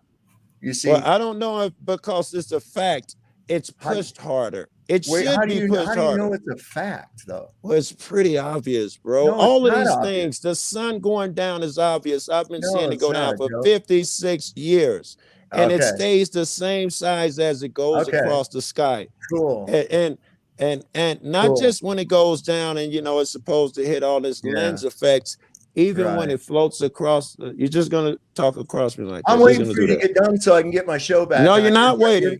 Joe, you're You're not causing me waiting. to. You're causing your appearance here are causing people to leave. Well, I mean, it's like you keep doing this same thing, man. It's well, like, I'm look, we sorry, know but you don't believe the sun. You don't think there's any such thing as no, no, atmospheric no, no, no, lensing. no, no. You don't I think there's any such thing as atmospheric opacity. Okay, merely Yeah. because you want to cling to your globe. Okay. Wait. I was literally talking about perspective, atmospheric shit, which I was the know. I'm trying title to of the get to show. some shit on it. You When keep you jumped repeating on the me, I same thing literally over. was talking about it, and you jumped on me. No, what I'm saying is you've said that like 50 times now. I never see the sun change size. I notice the sun is a different size in different seasons. At I was different talking times. about as it goes across the I'm sky talking one about day. it various times. Right now, it's winter time. Right. The sun was very small in the sky recently. Okay. And it's now getting a little bit bigger. I'm noticing a little bit increase in size. That's Okay? logical. Do you notice an No, increase it's or not decrease logical, across one Joe. day? No, it's not logical at all. Do you notice an increase or decrease across one day in the size of the sun? Joe, what did I just explain to you about that? I'm asking you, do your simple yes or no, I've please. already answered it. You didn't listen the first 8 times. So I don't know what your answer was. Do you know if it gets smaller as it goes? I know when you said it sets, it does one thing. I'm talking about as it travels across the top of the sky. Do you notice it get bigger or smaller? I've seen it a million times. I never noticed the size as it travels across in one day.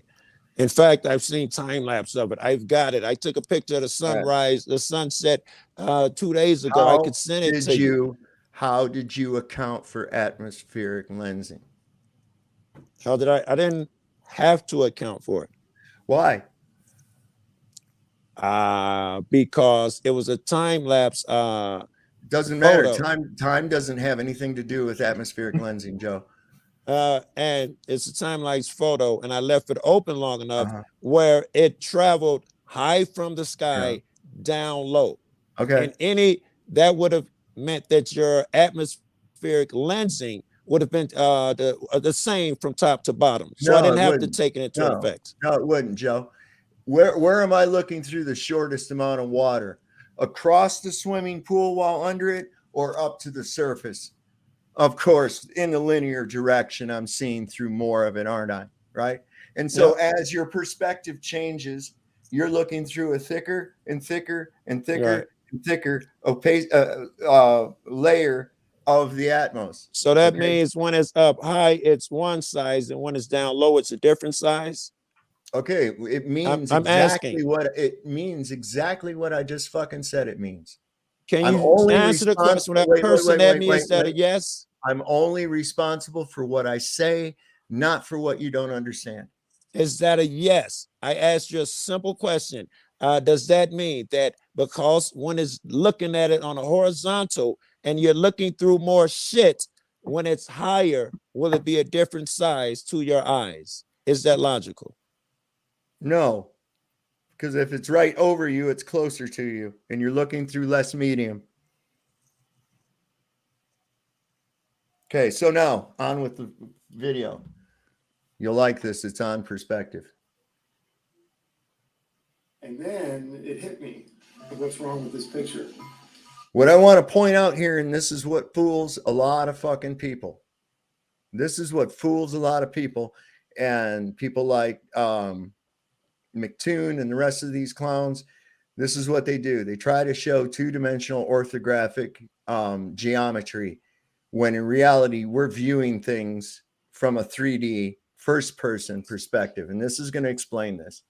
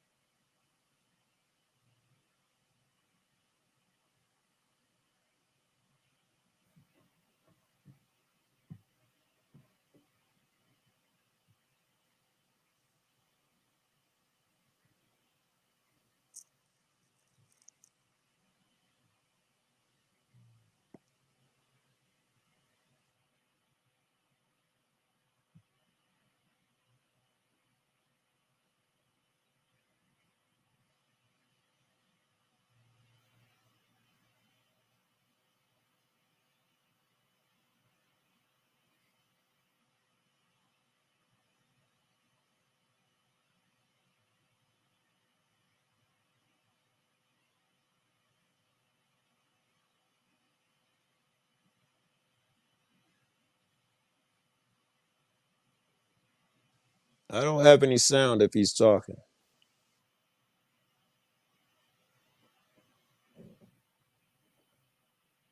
Yeah, I thought it was like a silent video. Oh no, it's not playing any sound? No. Oh fuck, man.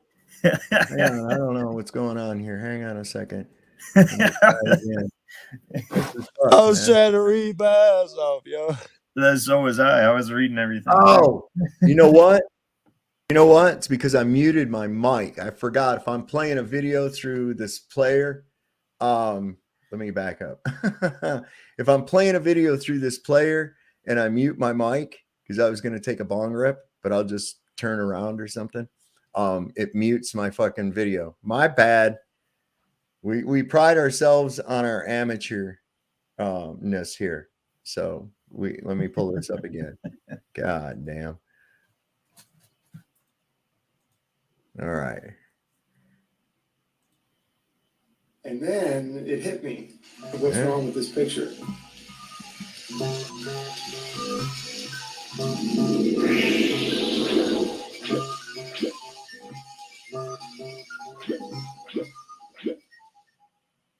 Hello, everybody. Pete Brain here. I got inspired to do a video. I've been discussing on my couple of my videos about this notion that the sun would never make it to the horizon. And I had a couple people show me diagrams, and I hadn't come up with a really good illustration to completely debunk this idea until now. So that's why I got inspired to do this video. Yeah, first of all, let me just say I don't know how high the sun is. So I'll just go with the 3,000 miles that many flat earthers use. And that's what I'm going to use for this video.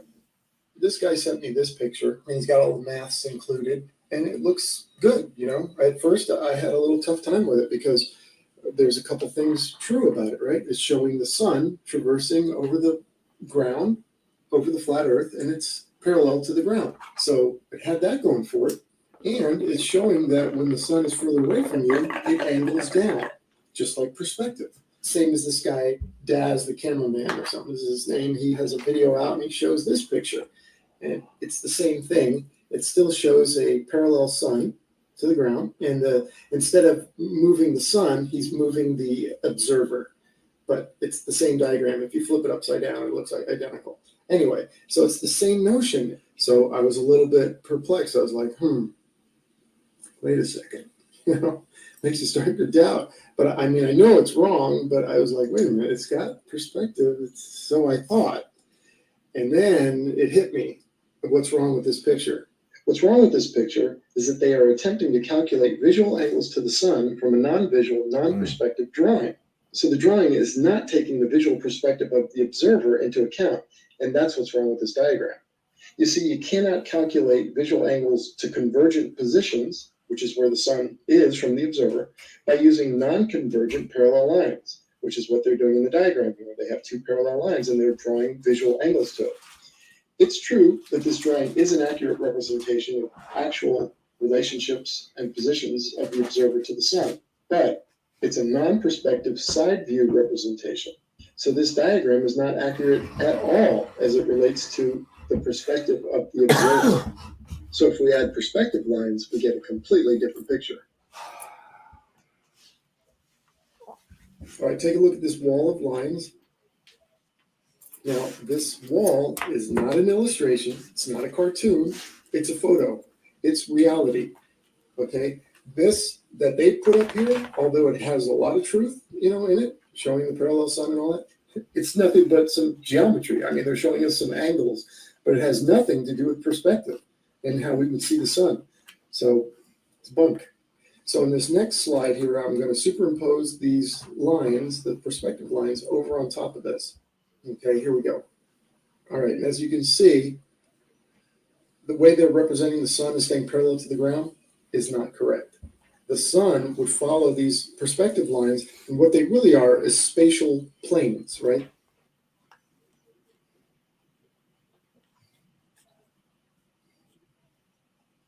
They're invisible spatial planes that are around your z-axis. Now, your z-axis goes from your eyes. And what he's talking about here is everything. This is our hyperbolic vision that we see. And in fact, in recent times, they've been able to increase the accuracy of vision for robots by incorporating hyperbolic geometry into its so-called eyes or vision. Okay.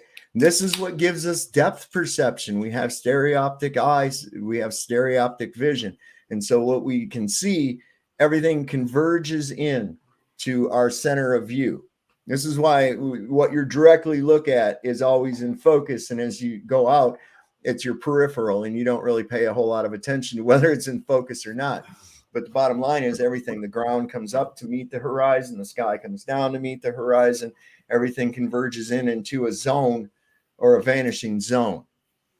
And due to things that what some people don't think exists, like refraction and atmospheric opacity, we get a refraction line, and that can change throughout the day, which I'll show you right after this. And also, somebody remind me to make a note about maps. I got a thing to say about maps too. A straight line out from your eye in any direction. Okay, that's your z-axis. So anything parallel to that will start to converge toward that focal point or the horizon, right? In line with that z-axis. Everything does. Any lines going away from you are going to all converge. Yet this diagram that they show us, saying that these are the visual angles to the sun, have no convergence. The lines are parallel. So look at these parallel lines and look how they converge. They completely go against this geometric drawing or these angles and these formulas. They don't work, friends. So anytime someone brings this up, bring them to this video, show them this picture, and this is the reality. The photograph is a reality. That's how we see everything. So this representing the sun is going away from you parallel to the ground, and then calculating your angles to the sun based on that is wrong, and it doesn't work. Okay, and quickly notice with this line of converging parallel lines or planes, notice how the higher up they get, or the further away they get from the yellow line, which is your z-axis, notice how they orient themselves more and more vertically and less horizontally. Also notice how all the lines converge at the same point, the vanishing point. It doesn't matter how high they are, they all go to the same place, which, interestingly enough, means that no matter how high that object is going away from you, it visually goes to the same place. That's right. Okay, here's the wall of lines again. Notice that these are true perspective lines. These are parallel lines, but from the observer. See, using that two-dimensional orthographic geometry, like in the top line, that's deceptive because of the fact that in reality, that would mean that the sun was actually increasing in altitude. But if you follow the visual perspective, you see that it's going to converge into the horizon. Which is this little guy down here. This is what these parallel planes or parallel lines would look like. They just happen to be represented by these wooden planks, right? But that's actual perspective. What they represent as the sun up here traveling parallel to the ground is not perspective. Yet they are calculating angles based on a non-perspective drawing, right? Their maths are based on non-perspective lines, right? Two parallel lines. Well, you can't, because that's not the perspective of the observer. The observer sees these lines, the converging lines. So as you can see, this is the reality, the one here where the sun travels down. The green sun's here traveling down. That's our reality. Now, here's another interesting thing. The reason, too, that their sun will never reach the horizon in their calculations is, notice this. These spatial planes, as I call them, represent height or altitude, right? Look at their sun. It's crossing height lines, right? Because each one of these lines is parallel to the ground, even though they appear to be converging, and yet they represent different altitudes. So look at their sun. It's traveling higher and higher and higher and higher and higher in the sky. Well, of course it's not going to, this is why they think that the sun would be visible 24/7 on a flat Earth, and why the sun would never get to the horizon. They don't understand perspective. They don't get it or something. I don't know. But anyway, you can see the proper use, and this has everything to do with the observer standing down here. This is what he sees. The sun following the convergence lines and coming down, and these are both the exact same distance. And you can see the time stamps on them. So each sun is about 1,000-mile journey it's traveling, and it goes below the horizon visually and keeps going below the horizon from the observer. like I said, this is a photograph. This is real. This is reality. They've just showed us nothing but a bunch of angles, showed a couple lines and drawn some angles. Oh, hey, fellas, nice geometry, but it's not perspective. That is definitely not the perspective of the observer, and that's what counts. Debunk 100%. Their maths don't work. Their calculations are wrong. The sun will, in fact, set on a flat Earth from the perspective of the observer. All right. Thank you so much. Bye. Anybody who argued against that was not very smart. Clearly, if I'm in Chicago and I see tall buildings where I'm standing at one and I can't see the top of it, and I look down the street, they get tinier and tinier and disappear into the distance. Anyone arguing that they do not, that somehow they stay up in the sky, it would have been a bad argument. But I think he also proves my argument that everything big, as it goes away from you, gets smaller, so tiny till it disappears, apparently except the sun, because it gets, the mist is just perfect thickness where it appears to stay the same size all the way down. It's just an illusion. Actually, sometimes at sunset, the sun appears very, very large. I've seen it appear much larger than it actually was throughout the day at sunset. What do you reckon that is? Have you ever seen a train coming down the tracks? I have. Yeah. Okay, from a distance, you see that white light coming at you. There's this white light. Here it comes. There's this round white light coming at you. And as it gets closer and it closer, gets bigger.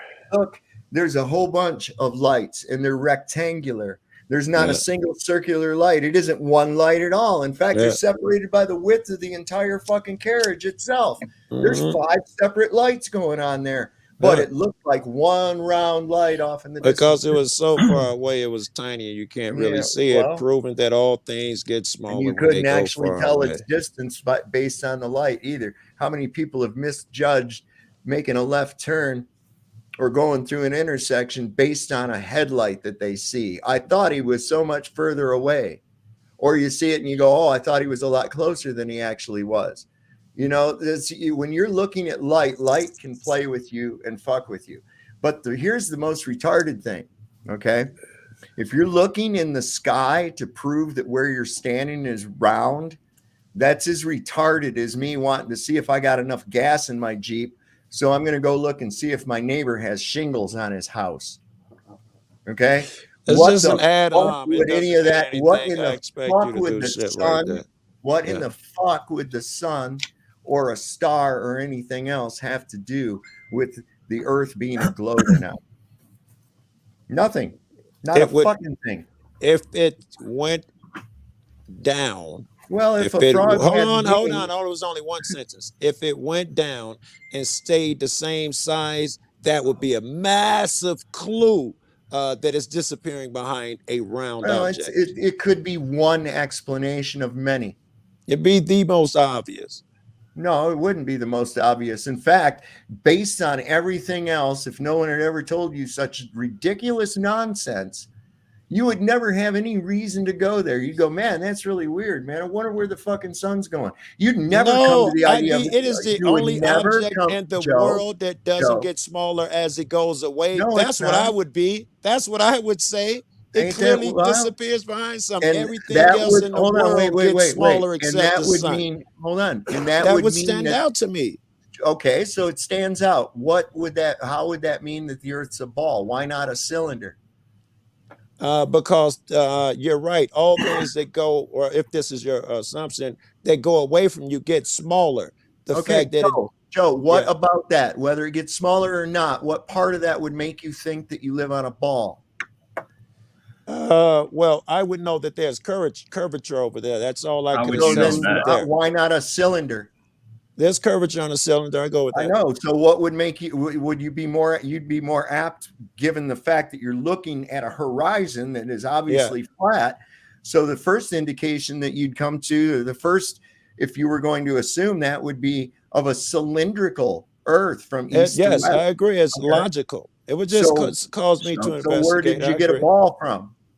It's not cylindrical, but that would indicate that it's cylindrical. Curvature, right. I know curvature. That proof that it's cylindrical, though. No, you'd have to investigate further. That's what I'm telling you. It would cause me to investigate further. But I would know one thing, that it is a curvature. I know So that how, much how so do you How far. do know you that know though? that? How do you know that? Here's The the same thing. way I know it's a cylinder. How, Because the hold on. ball How, disappeared and it was the same so size. here's It the didn't thing. shrink. The Earth has given dimensions according to the heliocentric model, right? It It has does. specific given dimensions. Therefore, it has to have a specific equation for the ratio of curvature over a given distance, It right? does, yeah. Right. Okay. How come that is not, that's easily proven false? That ratio. Because that ratio, because Because the earth, refraction. I was about to say, no, don't guess, don't Okay. put words in Okay. my Go mouth. ahead. Because the earth is so big that ratio that they use is really a parabola. It wouldn't work for a circle because the earth is so massive. If you Well, extended the whole thing out, it would be nothing like the shape of an How earth. big how is did the they Earth? get the R value though, Joe? I don't even know what the R value is. All right, how did they get the radius value? Where did they get the value for the Oh, radius? I don't know the math that they did it, but I've seen the parabola when you extend it, and it does nowhere near follow the shape of the Earth. Well, how come every photograph that I see of the Earth from space, it's a perfect fucking circle? I don't see a parabola. I don't see an I've, oblate spheroid. What are you talking about? And no, 7.9 or 8 inches per mile squared works on a sphere or a parabola for up to 1,000 miles, Joe, which is long beyond any of your observations could do on a linear path. well, hold on, that's a lot to unpack there. The first thing about pictures of the Earth, there are not a lot of them. Very few objects have gone far enough to take a picture of the Earth. All right, so those would Like be pretty zero. crappy. Like zero. Yes, most pictures of the Earth are from like the ISS and shit like that, and it's so big, most of the Earth is still in there. So all you So can do then is calculate them. are the few Yeah. that we have then are fake then? No, it doesn't mean a few that we have are Well, why fake. aren't There, they you would have oblate to count spheroids? the opportunities that we had to do it. Go ahead. Then why aren't they oblate spheroids? They're all round. Oh, why are they round? Yeah, I mean they don't look like Because oblate the Earth is spheroids. round. Even the few that we do have, I mean the blue marble from 1972. Yeah, the blue marble's probably not what you think it is. How It was about the an one advertising campaign. sent back by that satellite that went and showed the moon going in front of the perfectly round Earth, right? And from the moon, they showed us a perfectly round Earth. Yes, because the Earth is round. Well, I thought you said it was an oblate spheroid. I didn't say anything. I never oblate spheroid never came out of my mouth. I said the a parabola was used as for whatever mathematic calculations you guys were talking about at the time. I would never say that. It's the same geometry for a sphere up to 1,000 miles, Joe.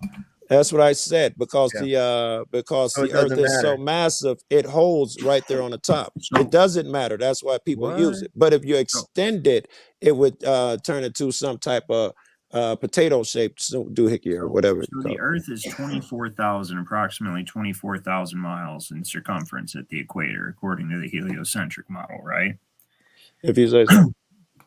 Well, I don't say so. That's what mainstream science says, right? Okay. That's If they what say so. Right. Okay. See, there you go. If they say so, right? Yeah. Okay. So that image we were talking about earlier, right? Yeah. The one from the dunes, right? 50 miles, which it is 50 miles. Yeah. The Chicago sky, there should be 1,473.1 feet of curvature. That's completely missing. That's pretty significant. 1,400 feet. 1,400 feet, 1,473 feet. So really about 1,500 if you want to round up. Yeah. 1,500 feet of curvature. And this is based on the given dimensions of the globe. That is the amount of curvature that should be there. That means that if it is not there, one of several things is taking place. Either the Earth is such a massive ball. Like, I mean, if it is a ball, it's such a massive ball that the curvature is imperceptible over vast hundreds of miles, basically, right? It's completely, which would mean the dimensions of the Earth is actually, there's so much more land and stuff out there, we have no idea. I get it. Right. Right. Well, here's the reason why. Yeah, go ahead. It's not a ball. No. There's a third option that you missed, which would be the most logical. Sav will play you the video. No. There's a third one that you'll miss. If Sav will play the video I gave to you at about 4 minutes, it will explain the third option. Which what? Explain it to me then. I put the What link would in you the show in the chat video? where it was He's not- it was the Simon Dan. I'm not going to play it on here because He's he'll not give me gonna play copyright. He'll give me a copyright strike, But bro. what does The he third say? option, the third option is that when that photo was checked, because they went by what the submitter said. So when they went to the site and lined up the stuff, the submitter, the 50 miles, he said it was 30 miles off. And when Okay, you do, so- and when you do the curvature, then it only accounted for I forgot, but I Here, forgot. no, I'll do it right now. I got a curvature calculator. So Yeah. don't you worry about it. I'll do it at 30 While you're Yeah. looking that up, and I'll tell you why. Now, if it were a bigger ball, that throws all your mass and orbits and all that dumb shit out of whack, right? So it's dependent on being the specific size that you've been told and not witnessed. The curious thing is, where are you going to get this radius value at? Let me show you what happens. That's still over the course of- 486 feet of curvature, bro. Very good. 48 stories. Those buildings are 110 stories of fucking Sears Tower. Which you So can it would only cut off the first half of the about buildings. 40%, You'd see the about half. top half. And there is a picture that shows from there. That is exactly, they're superimposed. What you expect to see is exactly what you see. Sav could fast forward it to that one part at 4 minutes and 35 seconds in and just show you the still of how it looks from that site. And we don't have to guess and approximate. So as Okay. I was saying, it doesn't match the 8 inches per mile squared, Joe. That's the point. It matters. It matters significantly. It matters significantly. We'll have to If you agree that increase- I say listen. it does and you say it doesn't. Oh, listen, it doesn't. You can clearly see it. Did you ever see the video by Rob Skiba where he brought Chicago skyline in while he was in a boat and they took off from that shore and kept it in view? I did. Mhm. And it wasn't a mirage. Isn't that something? And No, it wasn't it was something. I just so happens that I did see that video, and your Mhm. boy's math was out, and that video has been debunked because No, it again, hasn't. No, Simon yes, Dan he has said not he, died. I forgot No, how many, no, 50 miles out of some crazy stuff. No. I don't know, however many miles off he said he was wrong. And when you take the calculations in, it was exactly what you expected to see. Fine. Matter of Joe, fact, why don't you, if you Joe, look up, Joe. hold on, I'm only going to be one more I second. know If you look up that video. You're bleeding me fucking people, man. What? You really are bleeding me people. Why the fuck you got me here, man? If I'm don't know, fucking man. causing you, niggas, I'll leave. If you're gonna it's like- converse with me, converse. Don't interrupt me every 10 minutes and tell me how shitty I am Well, and how I'm I not. fuck I'm with just your trying to- crowd. I'm Them trying niggas to- can leave. Fuck Dude, them. you're really fucking blowing out of this thing, man. It's all right. Look, the bottom line is this: the curvature doesn't work. Fuck them niggas if they don't like an alternate opinion. Fuck It's them. not I'm an not gonna alternate. say I agree with them, make them happy. Dude. You're half-assed explaining shit that's already been fucking thrown out the window. Your Simon Dan bullshit. That's been addressed. That's been Well, we addressed. could address it now, but there's And copyright. I don't can need show to. you It's already more been taken shit that care you of. won't be able to play. I'm showing why there's errors in all of this. My focus of this is not Chicago skyline. Okay, you can make every excuse in the fucking world you want to about that. Bottom line is, I got one, and it's not going to change. all right, well, I know that, and I don't care. I don't fucking care. If you Joe. cared, you'd watch the video and share with your kid. Okay, Joe, I'm not here to convince you of anything. Nor find out the truth. No, it ain't the truth, Joe. We already I know. gave you an alternate opinion. You don't want to investigate it. You'd rather stick with yours. You gave me a fucking play the vid. Play the vid. We'll stop everything. You gave me a Globe Troll video of someone that I've already seen the fucking video, and I saw the responses to that as well. Good you saw. We could watch it together right now. Seeing curvature. We could stop every 30 seconds and talk. There's no curvature. We can stop every 30 seconds and talk, or we can get up here and debate. It's a video in the back that he could play now. I'm not here we to can debate stop you. every 30 seconds. See, I'm not here to debate You're not here to find the truth. If you want it, play the vid. No, this is the Joe, thing. I'm not here to debate you. Yes, but you'll Globers play talk your to vids us. that show me this, and when I show you something that Just go proves it on your wrong, show. no, Joe, I'm just saying you don't really want the truth. Joe, do you It's think not we've never heard of the globe before? Oh my No, God. you keep saying like you're showing us the truth. Like we didn't all used to everybody on who's watching, every single one of us thought that we lived on a globe at one point in time. I'm just saying about the truth about Skyman this Dan is not photo. the That's fucking all I was truth. referring to. Is the Skyman truth Dan about is the photo and the measurements being off. That's all I was Skyman referring to. Dan is a fucking charlatan There's and a coward. He won't no debate curvature. any of us. Well, There's you say no, and I say No, yes. he We could won't. No, change about other stuff. We don't have to talk he's about the Chicago intellectually photo. dishonest. He's intellectually dishonest. A broken clock Absolutely, is right 100%. twice a day. Even if he is intellectually dishonest, Well, he it's gets it not right good enough. once or twice.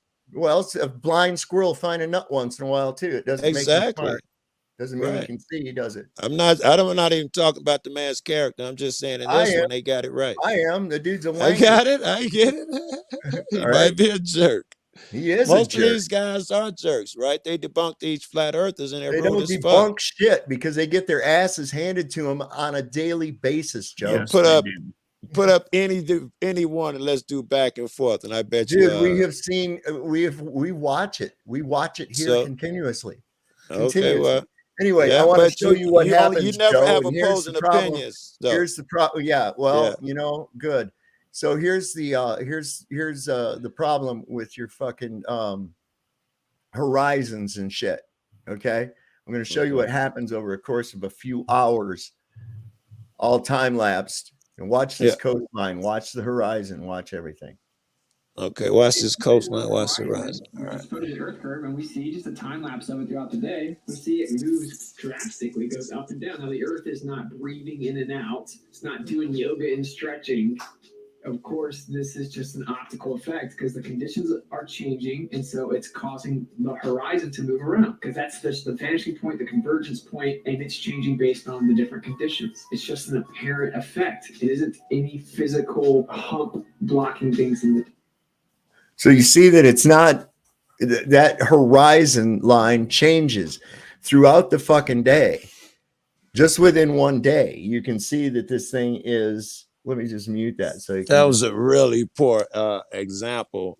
Really? Yeah.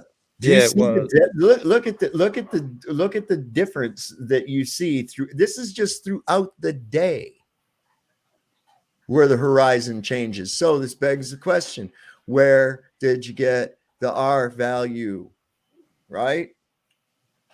Not really. I mean, the things in the back aren't changing sizes. It wasn't taken into account for your sun becoming smaller theory. Are you watching this shit right here? Are they becoming smaller? Are you watching this shit right here? You realize that's entire buildings. Those are entire fucking buildings and shit, right? You see them go, Munchkin size, giant size, Munchkin size, giant size. Oh, hell on. Let me zoom in. All right, I'm zoomed in. No, I don't see him going Munchkin size. Watch it this time. I didn't know you weren't paying attention to the video. That's why I was. I can be a dick too, Sav. Don't cry when I do, bro.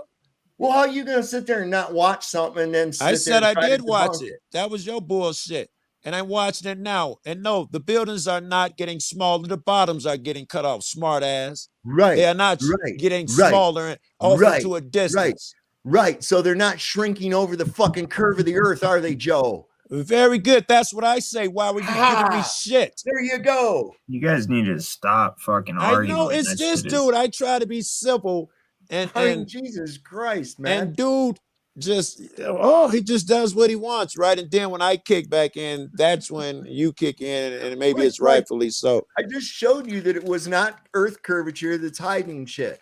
Didn't I? No. That was a poor example because you got some guy whose face is damn near even with the water, and I can see effects even with the tide. His face was damn near the water. Yeah, with just a low vantage point. A low vantage point. A low vantage point. It's a guy standing there on the fucking other side of the shore. Yeah, that's what I meant by a low vantage point. That's exactly what I meant. Yeah. So do you fly around and look at things or something, or where are you viewing shit from? We usually view shit from the ground. I do anyways. That's usually where I'm at. Okay. Well, let me ask you then. When you view shit from the ground, and time lapse shit. Just so happens I do it often. Do you get Yeah. the same bounce that this guy gets? Do what now? Do your shit bounce when you do time lapse like his did? Remember we If were I'm just doing talking it about across the line? the horizon moved. Does Yeah, yours do that? it will. Yeah. But when you time lapse shit, because I do it damn every day and Yeah. night. Show me one of your time lapses of a All right, I'll horizon. send you one right now. Hold on. You have a time lapse of a horizon. I have a million of them. I told you I do it damn every day and night. Sunsets, sunrises, yes. Mhm. And none of them bounce around and do like that. None of them. Okay. Well, you're special, Joe. No, in real life, Yeah, no you one are. in here You're can say obviously magic. You're obviously magic. you can't find another time lapse that does that. That's why you Yeah, I went to can. that badass time Yeah, I lapse. can. Short time lapse. If you pick at random time lapse of a sunset, I just the showed you one, Joe. horizon. It's all I need No, to no, show no, you. no, no, no, no, no. I know you just showed one. It doesn't mean, like I was saying, if you pick one at random, time lapse of a sunset, it won't bounce like that and the horizon won't flop around. Joe, Prove me wrong. Joe, I just did. No, you didn't, and you Yes, won't. I And you did. won't. I Right? just You did, can Joe. only Do you play need to see it specific again? Do videos you that need to see it support again? your side. Do you need to Hey, see it listen. again? Why don't Do we you play a need to see video it that again? supports my side? Do you need to see it again? For what? Why would I need? If I needed to see it again, I'd ask to see it again. There it is. Oh, look, Okay. it's changing. Okay. Now, Oh. notice what we're talking about here, Joe. This changes back here, but this changes more drastically. Do you know why? Let me see if you can guess. Oh, I'm not participating. This is your shit. Go ahead. I'll let you. Because it's closer, right? The Because it's closer shit closer. wobbles more. Of course it will. Okay. Same reason that if you're going down the highway and there's telephone poles on the side of the road, and off about 100 yards off the road is some pine trees, and then off beyond that, some mountains. You're doing 60 miles an hour. Those poles next to you are whipping by. They're whoop, whoop, whoop, whoop. The trees off in the distance are not going by as fast as the poles, but actually they are. In the mountain, barely seems to move at all, but it does move. But you're still going the same speed. So in real life, you think that if you time lapse something, the shit up close wobbles more than the shit in the back? You think that happens in real life? Of course it will. Movement in the front is going to be more apparent than movement at a distance. See, you don't have any idea if you don't understand perspective. I told you I of do it every anything. day and night, bro. And You what can are do you it not now. understanding about the perspective, man? Why don't you find a video at random of a Because sunset with I something don't in the have, foreground? because Joe, I don't have a Because fucking. you don't want anything that proves you wrong. You need it like this. That's why Joe, that copyright shit you Joe, won't play. interrupt me one more fucking time. And what? Nigga, do it. Don't threaten me. All right. Shit. See you later, bro. There we go. So anyway, as you can see, I don't know what the fuck he's talking about. But anyway, this bounce postulates what exactly? That the horizon line changes. That coastlines and buildings. Watch these buildings right here. As you can note, here's one here. This is some kind of a little water tower or something over here, right? All these structures. But watch how drastically they change in size. Look how this little band of land will shrink and grow as well. Watch what happens. Back here, this one's moving up and down at the same rate, but you're going to see the closer shit move more drastically than the far away shit for the same reason as I just told you with the telephone poles, the line of trees, and the mountain in the background. It's not that fucking hard.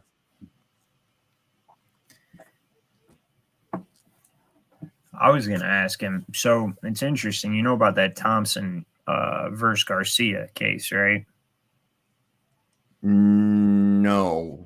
Enlighten me. Okay. So It's actually very interesting. So this guy, I have the PDF on my phone somewhere. I actually went there and did kind of a deep dive on this thing, and actually got the court documents and read what the actual case was about, because there's a bunch of misinformation about it. Basically, the guys, the Globers, are trying to say, "Oh, it's fault." Well, this guy actually won in court. Okay, he was sued. He put up a competition. I think it was like 5 or 10 grand or something like that. He says, if you can prove that the Earth is a globe, I'll give you $10,000. Well, this guy comes to him with evidence, that what he claims is evidence, saying, I proved it's a globe. He's like, that doesn't prove anything, so I'm not going to ruin why. So he goes, so the guy, Thompson, sues Garcia. And this is an actual court case. Oh, I think I did hear about this. Yeah. Yeah. So Thompson sues Garcia, takes him to court and says, I won this contest. He needs to pay me the money. He promised me he'd pay me. Well, the stipulation was you actually have to provide physical, real world evidence, like scientific evidence that the Earth is a globe. And when the evidence was presented to the judge ruled in favor of the flat earther. And so they try it right now, like, the fake flat earth website, the Flat Earth Society or whatever it is, or WS. They're like, oh, he cheated or blah, blah, blah, or whatever. No, that what it was the guy had a computer model that he had designed, that he had programmed. And he used that computer model and tried to present that as evidence that the Earth was a globe. And it didn't hold up in court because it wasn't actually real world evidence. It wasn't like indisputable evidence that this was just it was math. He tried to math it. And the judge actually ruled in favor of Garcia and said, no, he doesn't have to pay you. You didn't provide evidence that the Earth is a globe. And I'm trying to find, I have the document, but if I look through all my files, it's going to take forever. So I was trying to find it online again. Luce Sapphire said, you're talking about Doug. He got the transcript showing, God damn it, I got that thing stuck to my roof of my mouth now. Never went to court on evidence and used CGI, so the case was dismissed. Yeah, he used a computer model, basically. So it didn't, the judge ruled or basically dismissed it, said that he didn't have any evidence. I have the document somewhere. I'm going to try to find it. So Tartarian Mandela said about foreshortening. This is foreshortening right here. So we know that flower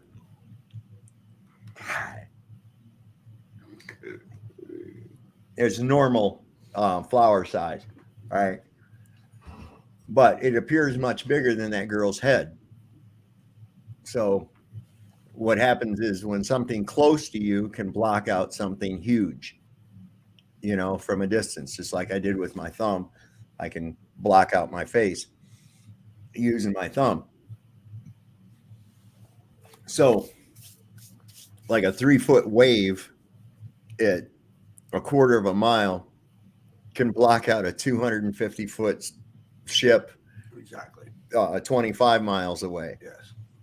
Or so why can't I see the Statue of Liberty from England, for instance? Well, how big do you think it would be from England to begin with? Do you realize how far away that actually is and how tall the object in question is? You're never going to see that. Which brings me up to something interesting, Ryan, that I was thinking about with maps. So I've often wondered, outside of looking at the stars, how the fuck would you know how fast or how far you're going in the ocean? And this, of course, dependent upon one anchor we have called the North Star. And we know that all of our latitude lines on our maps are designated off of where you see the angle of Polaris from. Okay, so and they were based off of a flat plane. Now, when you get to the equator, the North Star is at 0 degrees now. You can't see it anymore. So how the fuck did they actually measure anything outside, beyond the equator in the South Seas? And look at all that vast open area in the South Pacific that there's nothing. on a map? That's a good question. You know? Yeah. So I got into that because I was going, okay, they have nautical miles and they have statute miles. Why are they different? Why didn't they just figure how big a nautical mile was and just use that on land? Just have that be a mile. But we have statute miles on land and nautical miles in the sea. One's based off actual measurements. The other one is based off apparent angle of view to Polaris. So it's like, wait the fuck a minute here. What are we doing? It's kind of like, you know, that game here, I'll give you a 5 if you give me a 10, blah, blah, blah, you know, and you end up getting all their money. Like somebody's fucking with us, man. Somebody's fucking with us hard. So I have to say, you know, I'm questioning the accuracies of anything south of the equator, you know? I found it. I'm gonna send it to you. I Found found what? the paperwork or the court document. Oh, okay. Yeah, I'm going to show this video I got on visual perspective, and then I can show that. This is pretty good though. And I gotta go whiz. You gotta go whiz, Liz. Dun dun dun. 2 for you and 1, 2 for me. Yeah, exactly. Push button. I mean, think about that, guys. I mean, I might be off base, but once you're past the equator, what's your anchor star? How did you gain any kind of accuracy? You had to gauge with stars that are moving based, you know what I'm saying? You don't have, I'm just saying, it sounds kind of fucking crazy to me. Oh, you know what? I had this muted. Yeah, you've been doing that. I had this muted over here because I was playing it without the music.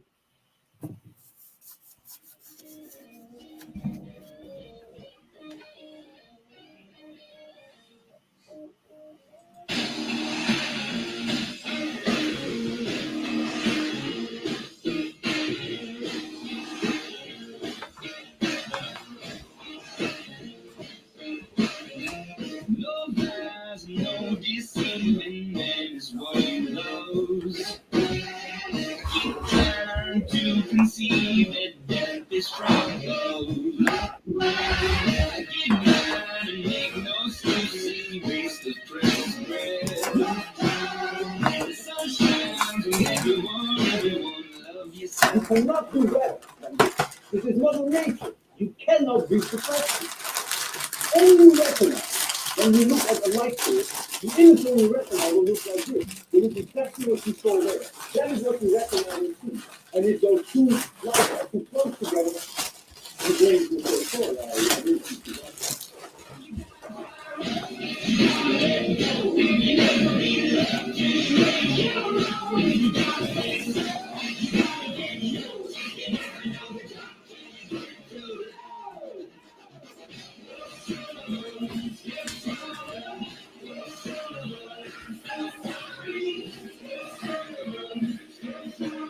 You see that atmospheric opacity that doesn't exist? Well, I was thinking, as far as your question about ocean travel, we probably should ask Joe. He would have known the answer to that. Well, I mean, look there. You got here's Ron Boston Bear. What's up, brother? Hey. How you doing tonight, man? Oh, I just finished editing. You know, like when the audio levels, when two people are like debating and one's super loud and one's really quiet. Yeah. Bro, it was Witsit talking to Blitz PhD the other day, and I got Alan to screen grab it from Space Audits, and I was like, dude, that sounds bad. Let me work on it. But, you know, when people interrupt, it's like you got to find that perfect, like you can get AI to do it, but it won't be as clean as if you don't do it manually. So I'm like, right. Fuck, I'm fried.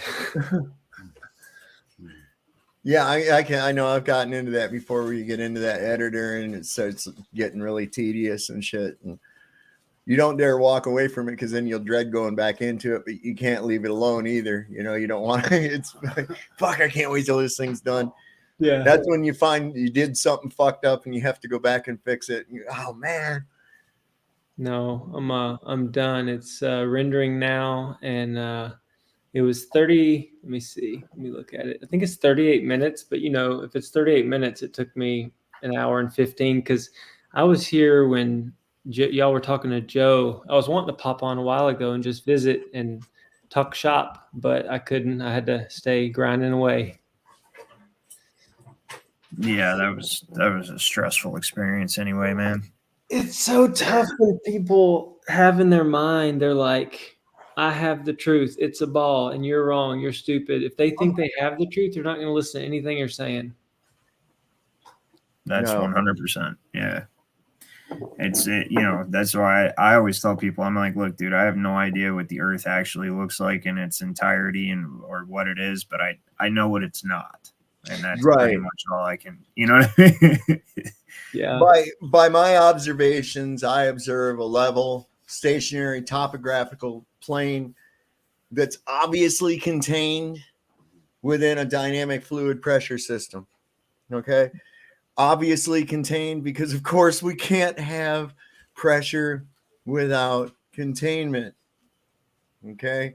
That's just all there is. You got, the water the ocean has pressure. Yes, it does. And it's contained, but it doesn't have a lid on it.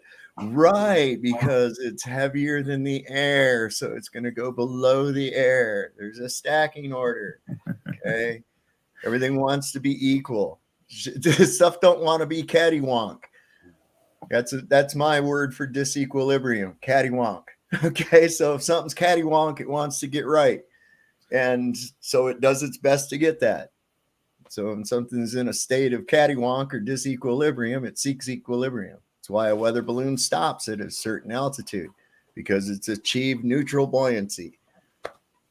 Hey, don't you love it when you look out and all the clouds have flat bottoms and a whole massive cloud system is sitting on a dense medium or layer? Yes. Oh, we get that here. It's really cool too. We get these fog in the mountains, or clouds. Basically, they're clouds.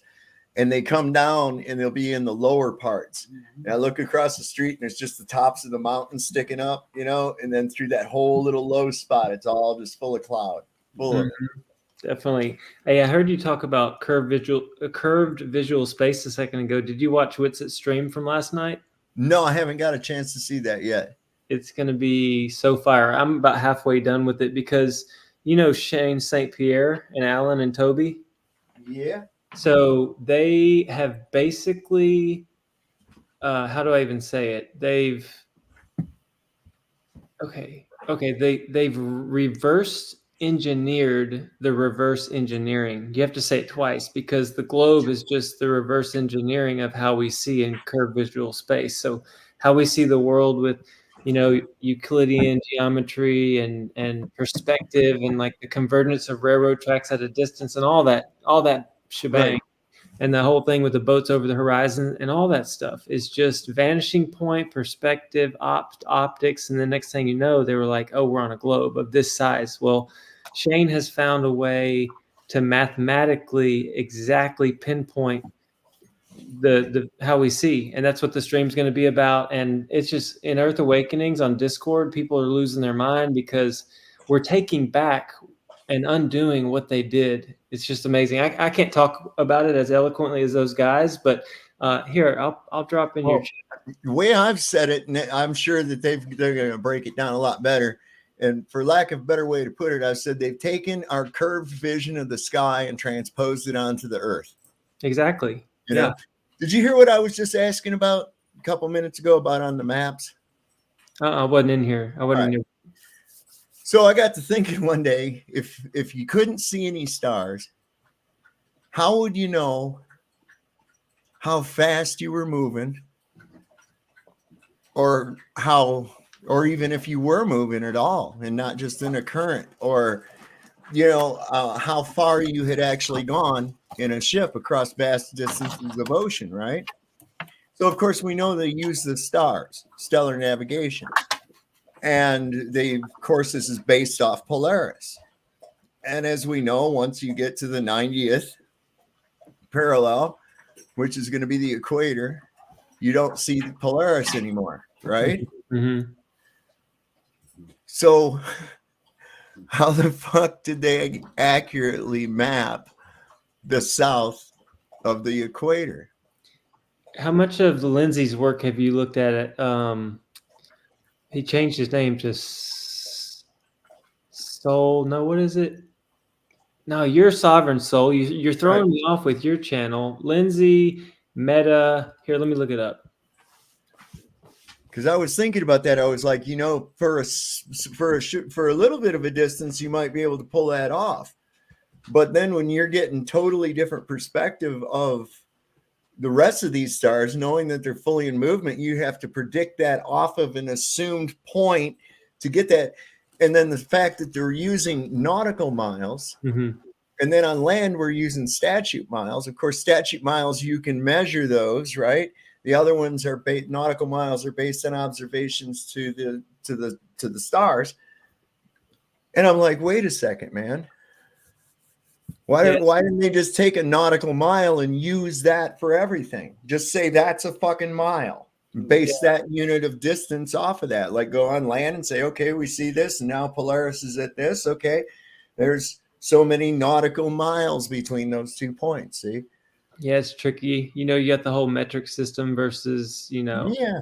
But anyway, it's Tomb of Illumination. Have you watched much of his stuff? I think I have before, yes. And so from the equator in, it's like this double donut system where it's mirrored. So, and we have this azimuthal grid of vision, which is, it's like a perspective dome over us. Mm-hmm. And what's so crazy is every single person has their own vision dome. So when people are like, you know, if they're 500 miles apart or 1,000 miles apart, you know, I'll be seeing the sun rising on my perspective dome, and these people, they're just maybe catching, you know, twilight or the sun coming, but not the actual orb showing up yet.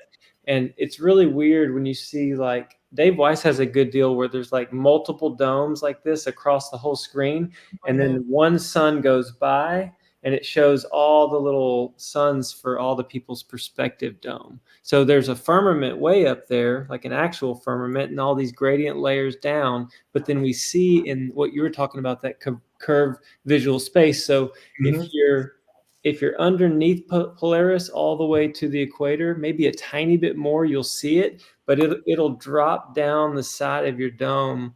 But as you go farther, you can't see it. But what this guy says, Lindsay, is you start seeing the mirroring of the stars. So it's almost like this Cygnus Octantis or whatever. Okay, yeah. Is Polaris mirrored in reverse. He talks a lot about like Orion's belt being mirrored and flipped and inverted. It's just crazy. Huh. That I'm visualizing what you're talking about. I'm good at doing that. I know what you're getting at. Yeah. It's really weird. But I mean, I've got a little 2 minute 19-second video about azimuthal grid of vision. Yeah, play that thing real quick and I'll pull up some stuff because I got some links for you today. Okay, so watch this. There it is. Sun's above your head and then it sets. One more time. That's exactly what is happening, okay? Let's change latitudes now. Let's go to the North Pole. If you go to the North Pole, the North Star would be directly above your head at your zenith. So if this is the latitude of 45 degrees, because if the equator is here, this black line, that's 0 degrees. That's 45, which is right in the middle of 0 and 90 degrees. Okay? So the 45-degree parallel, the North Star is visible 45 degrees. The North Star would be here. Okay? So if you're at 90 degree north, the North Star is 90 degrees above your head. 40 degree, then it's 45 degrees above your head. Now, if you're at the equator, the North Star would be directly 90 degrees. You wouldn't even be able to see the North Star if you go past the equator. See? Watch, I'm going to show you. But first, you're going to see now it arches. It's going this way because the sun is at the equator, but you're not at the equator. So the sun doesn't go directly above your head. It does this arc. It does a curve instead of a straight line. So the sun would never do a straight line at the North Pole. It would always go around you, and the sun would never do a straight line going above your head. The sun would always be turning at the horizon at the North Pole. So the sun never sets in Sweden and Scandinavia during the summer. It keeps going around the horizon. and it's never above the head or below the horizon. It's at the horizon. Sometimes it's twilight, where the sun is below the horizon, but even though it's below the horizon, you still get light because it's not a ball. Well, peep this out, guys. This is very interesting here. Look what happens when we go past the equator and we go to the South Pole. Boom. The South Pole is near the horizon. It's never above your zenith unless you go to the South Wall, which we're not allowed to go there. So no one ever takes pictures of the South Pole directly above your head except for the Army. And that South Pole going the opposite direction is just a reflection. This dome is reflective, and as that turns this way, like that, this goes the other direction. Is that what you was talking about? Yeah, for sure. It's real trippy. And I was gonna mention like how it works, how the sky works, what the stars are, how far they are, and all that stuff. I have the mind that's like whatever it is, I'm amazed by it. I think it's cool. I want to try to figure it out. I'm not going to argue over it. Like the Globers want to argue. If you don't know exactly the substance, exactly the distance, they want to fight you for it. But I know it's not a globe. That's square one, because you said it earlier. There's no spin to be detected. There's no orbit around the sun. Water lays flat in 70% of this place. I mean, we know we live on a topographical stationary plane. So then figuring the sky out, that's probably like a life mission. And that tomb of illumination guy might have it down, but it's hard for me to follow because it's just so over my head.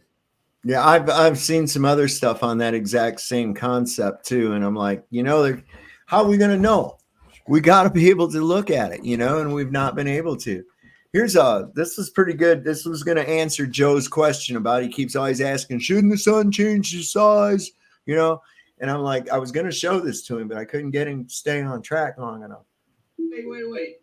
Are you under the impression that sunsets don't work on a flat Earth because the angular size of the sun should change drastically as it moves away from us?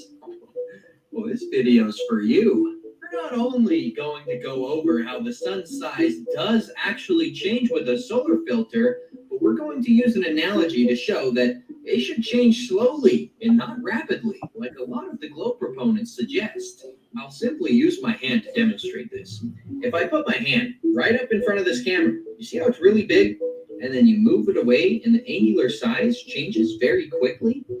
That's a demonstration of things changing rapidly because they're close to you. If something like the sun is already at a great distance away from you, its angular size is going to change very slowly. Hence, if I was already a mile away from you, I put up the same hand and I started moving towards or away from you, it would change slowly. This is why the sun's size does not change drastically. It leaves our view of perspective before it can change size extremely. Are you waiting for me to show you the actual size of the sun changing, even with a solar filter? Check out this video. We'll talk about it after. There's a few of them you find, and one of them is from a channel that's actually trying to prove that the sun doesn't. So anyway, that thing got cut off, but you see that explains the thing to you. And that's again, like I was trying to explain with driving down the road, you got telephone poles that are going right by you. Over here's some trees and they're going by a little slower, but they're still going by just as fast. It's because of your perspective of them. And the mountain, of course, in the background is moving very, very slowly, but you're still going by all those things at exactly the same speed, right? That's true. And that's the thing. If something's really big and far away, you're not going to see much of a change in it by the time it goes out of your line of sight. I mean, that's what I was hoping I could get to him, but he I didn't get to see it. It was like not aggression, but loud talking, and you're talking over me. It's my turn. No, it's your turn. And it's like, well, but here's the thing. If when it's my turn, if you're not going to listen to anything I'm saying, then why am I even saying anything? Right. Because then it's hard already. Yeah. I mean, I'm only 2 years into it, but I've been playing catch up as hard as possible. Went to Flattoberfest and just trying to meet the legends and ask them questions, ask you guys questions. But I'll tell people, I'll say, like I told you a second ago, like I don't have all the answers, and I'm not the best debater out there, but let's use logic and common sense. Oh my God. If you can explain it like easily, like you would to a child, that's probably the way we need to be talking about this. Not all this magic, fantasy land, math and magic. You know what I mean? No, well, that's the whole thing too, and it's like I love when they bring up the atmosphere. I love when they bring up the atmosphere, and I'm like, well, I don't atmosphere. When does gas ever have a shape? How do you make gas have a shape? Look at that court document I sent you. Oh yeah, I'm sorry about that. Yeah, let me grab that thing real quick. I'll be right back. It's pretty interesting. Oh, there it is. Ooh, it's got handwriting on it too, boy. Tell you what. Yeah, boy. See, can we increase the size of this? Yeah. I think so. Oh no, that's search. I thought that was to make it bigger. Hold on a second. Here It's we like go. Control Plus. All right, I found it. Usually there's a little thing up there as a plus sign, but I saw a magnifying glass, so I clicked on it, and I was like, "Oh no, that's a search." Smoke another bowl, Dave. Sure. So this is Barrow County, Clyde Castleberry.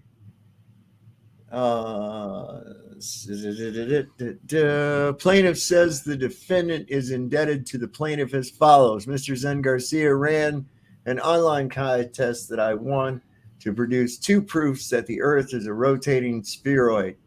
I met all the criteria to win the contest, and he did not pay. That said claim is the amount of $15,000 plus $96 costs to date and all future costs of this suit.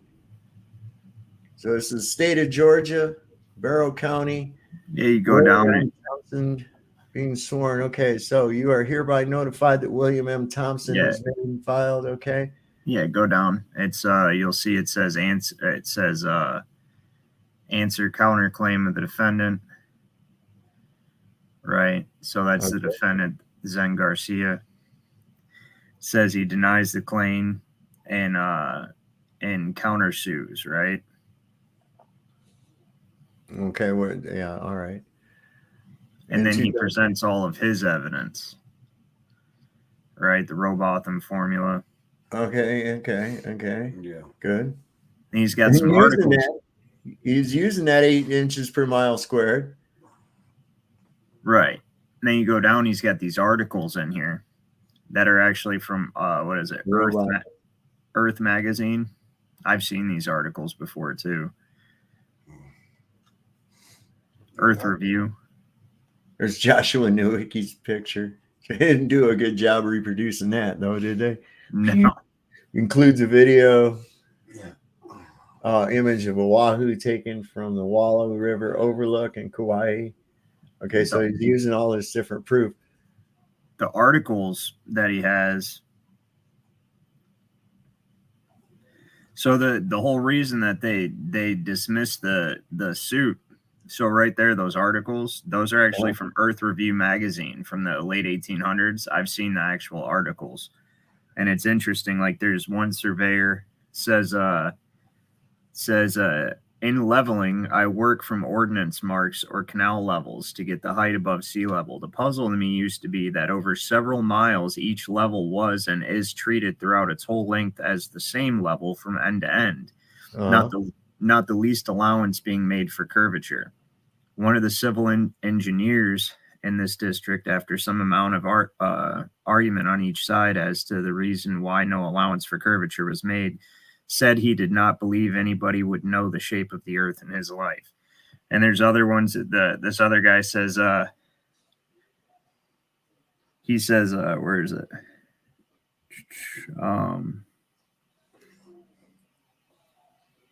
He says the distance between this guy does canals. Basically, he says that allowances for curvature are only made in school books. Yep.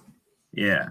All that. So this guy laid down, destroyed the evidence. This is the countersuit that he filed, and it was dismissed. Now, the interesting thing when you look this up, you can find the case. There's Ironson Auditor. Sorry, go ahead. You can find the case, and you can find the judge's opinion on certain pay sites but it hides the rest of the article behind the paywall. But they've really done their damnedest to scrub this case off the internet. Right. But it still stands as fact. This guy, his last statement in this entire document too, he says, no matter what one thinks about the evidence listed here, the evidence listed by me is factual and scientifically verifiable according to experimentation, which anyone can conduct and affirm for themselves. The evidence submitted by William Thompson, being in no manner relatable to real-world situations, cannot, as he rules required, be affirmed or scientifically repeatable and verifiable by anyone. Thus, why his so-called evidence was rejected, as it was in no way even applicable for consideration as established by the rules of the contest. Neither do either of the so-called experiments which he submitted verify any manner the rate of curvature decided by the formula listed in prior paragraph. I ask that the judge or jury considering this case throw it out of court as a complete waste of time. And that's exactly what happened. So here's what he did. It says up earlier what the guy tried to present as evidence. He says that basically the contest was for $5,000. And it was a challenge to anyone that could confirm in two scientifically repeatable and verifiable experiments the supposed curvature of the Earth and the rate and manner by the accepted formula for determining such a declination, right? And it says the guy, yeah, it's up a little higher than that. It's just above all that stuff. Right there. Or wait, no, keep going. Keep going up further. Okay, keep going. Yeah, just a little bit further. How far up are you? Did you go up? Oh, you went too far. You went too far. Go down a little bit more. So right there, it says, where is he at? I ran the contest from August 2016 until November. So it was about a year and a half, right? Right. So up there, it says just the paragraph above it says the terms of the contest. He was offering $5,000 for anybody who could create a repeatable and demonstrable experiment proving that the Earth was a sphere, showing the curvature of the Earth. It says that William Thompson applied to the contest, but was never able to produce not even one real-world verifiable scientific experiment which would or could confirm the rate of curvature as decided upon by mathematicians and scientists themselves should the Earth be 24,901 miles in spherical circumference. So what he did was, it says, rather than create some kind of experiment to test and affirm the Earth's rate of curvature, he instead submitted a couple of videos of some computer program he designed to calculate curvature. As these programs and their calculations are in no manner reliable to real-world scenarios or calculations, as I will list in numerous examples below. So the guy tried to math it, get $5,000. Well, I made this program here, and this program says that the Earth is a sphere. And then tried to sue him. See, these guys are fucking brain dead, bro. But the fact that he had the contest up for about a year and a half, dude, and nobody, you know what I mean? It's impossible. And the judge had to rule in his favor. It's like, well, no, you didn't create a repeatable, demonstrable experiment that, or dismiss it rather. Either way, there was the guy had no grounds for suit. You know what I mean? Well, see, and this is the thing, and when it comes down on them and they know they can't prove it, this is why every time you talk to one of these fucking people, they always try to shift the burden of proof on, oh, prove your Earth is flat. Look, flat Earth is an observation. Movement, of stationary is an observation. I feel absolutely no movement. I see no evidence of curvature. Okay. I observe a stationary level plane. Along comes Bozo the Clown and says it's an Earth, it's a globe, and it is a certain diameter, and it is a certain rotation, and a certain distance, and a certain speed, and all this other fucking nonsense. Right? Oh, really? Well, that goes against my observations and my senses. Can you prove this ridiculousness? Well, prove what you see is real. Fuck you. No, prove what you're telling me is real. You're the one with the weird claim, not me. No, not only prove what you see is real, but prove all of the unknown mysteries of the universe that have plagued mankind since the dawn of creation. Yeah, answer everything, right? Eclipses and just like literally everything you can think of, you need to answer it, or else I'm not going to believe you. And then when you do answer most of those things, they still just no, that's not true. Right, Nuh-uh. right. It's always presupposing the condition as well too. Well, it's obviously a shadow of the Earth crossing the moon. No, it's not. The Earth doesn't cast a shadow on anything. We know that. It has to be something else. And how is it obviously? What if nobody had told you live on a spinning ball? What would have ever made that thought come into your mind that this round Earth we live on must be casting a shadow because we're floating in a vast expanse of nothingness? No, that would have never ever crossed your mind. And then on top of that, it's like they want to be like, well, you can't prove your model. I don't need to prove. I'm using observational evidence. Okay, right. I'm disproving your model is what I'm doing. Why don't you explain your model? Or like, especially like even Joe. Well, I use my own observations. I don't rely on other people. Okay, hold on a second, right? Everything you're saying is a regurgitation. Yes. Of something that come from an organization or organizations that have been proven liars repeatedly over and over and over again. Harnesses and green screens and bubbles and fake CGI photographs using artists. I mean, on and on and on. And that's where all of your information is coming from. It doesn't make any sense. Well, you gotta, your observations. Wait a second. These are all your own observations. Why does it sound exactly like every other fucking globetard I've ever heard says the exact same thing? They all came to this on their own. Everybody's been wondering their whole time about eclipses. Well, that's it. That tells me that against all my better judgment, senses, and observations, that I have to be on a ball. Why are we looking in the sky to determine where we stand? I don't fucking know, because that's what they told us to do. Right. Yeah. It's obviously the Earth's shadow that's being cast on the moon. It's obviously, huh? Okay, right. So what about that obscurity? Where's the Earth's fingerprints on that obscurity on the moon there? Like, can you see outlines of continents, or like what are your own, experimentation and observation? How do you know that's what it is? There's no way you know any of that shit.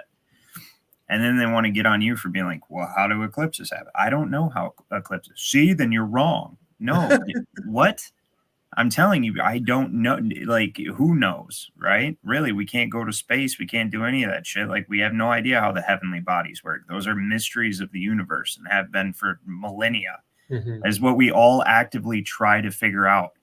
You know what I mean? Throughout history, that's what the great philosophers have all, dedicated their lives to. Well, you got to look at this, though, too. These great philosophers that they talk about were these fucking Pythagorean cult people, man. No, those are the ones that are publicized, like that are made right. popular. Yeah. I mean, we're talking about a bunch of guys that say they've known Earth as a globe for over 3,000 years. And it's like a couple of dudes in Greece sitting around in a bathhouse talking about balls. It is not the consensus of all the people in Greece at that time. I mean, where are you getting this shit? People thought those people were crazy. We're like, fucking idiot thinks we live on a ball, man. Huh. It's pretty rough too, because of all the shenanigans going on with like the GPS code. I mean, you talk about it on your channel all the time, different things, but like civilians cannot see the code for the GPS because it's behind lock and key with the military. So commercial pilots, like, or even my running watch right here, I use GPS.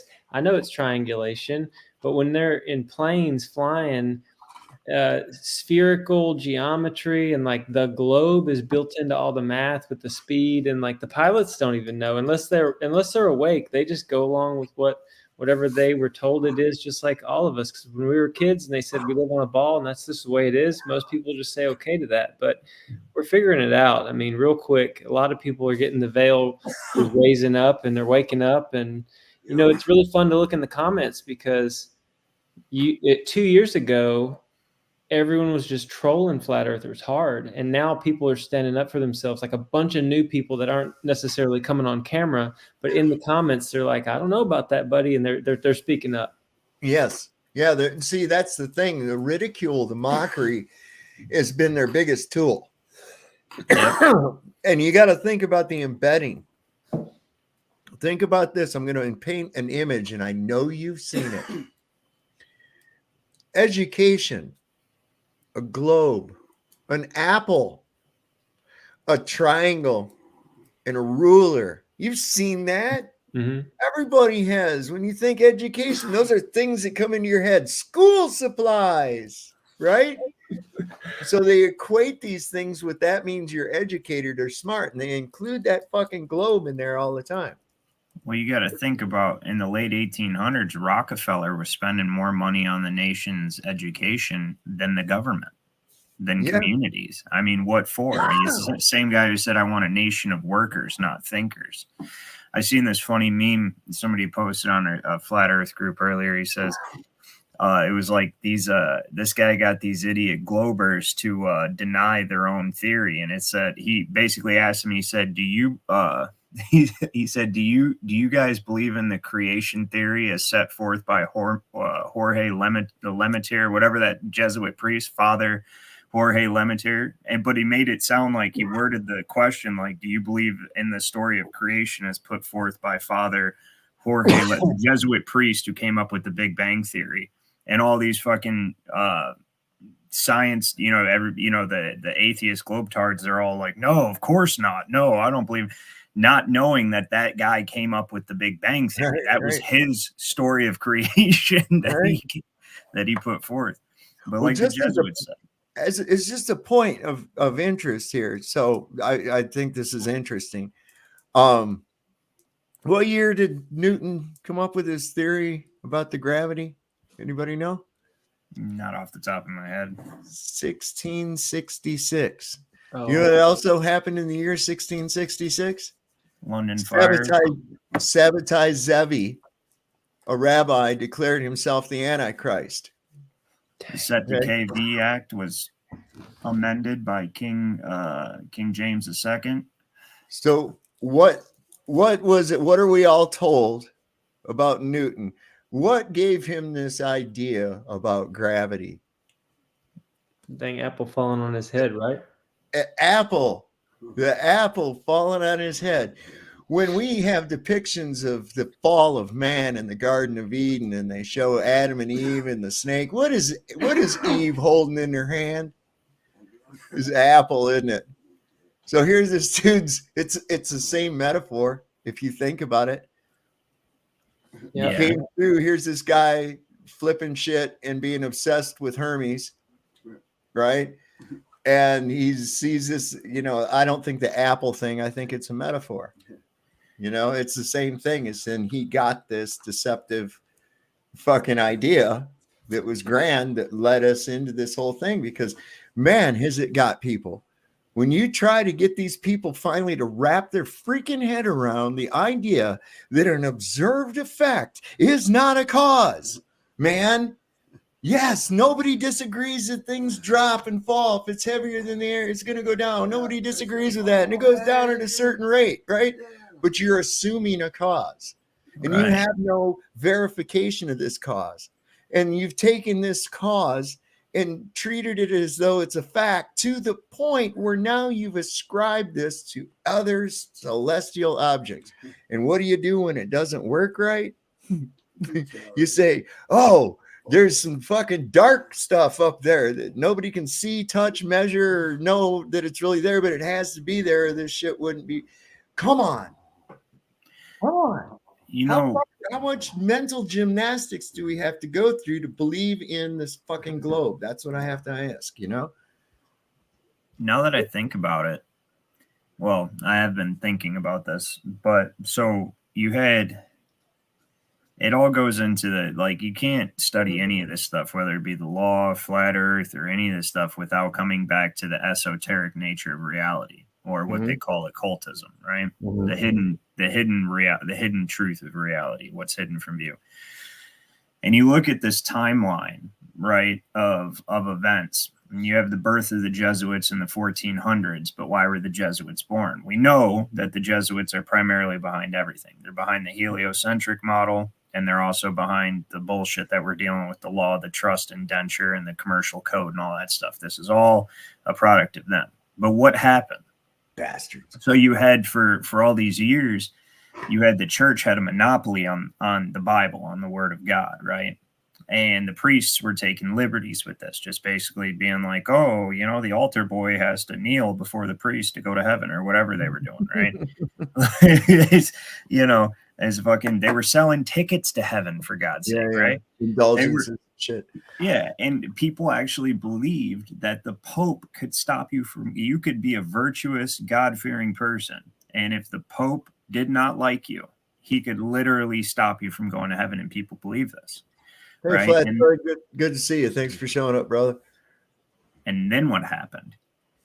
Martin Luther, William Tyndale, right? The Bible got translated out of the corrupt Latin Vulgate. It got translated from its original manuscripts into different languages, and it became available to the people. So now what does the church do? Right around the same time this starts happening is the same time that you have Galileo, Copernicus, and all these people start popping up. And it's almost like the church was like, okay, you're not going to come to us, then we're going to turn you all into atheists, and then we can do whatever we want to you. And I honestly think that's what it is, because there's laws. There's human law is just a corrupt reflection of divine law, right? There is a law, a universal set of laws that are in operation, whether you choose to recognize them or not.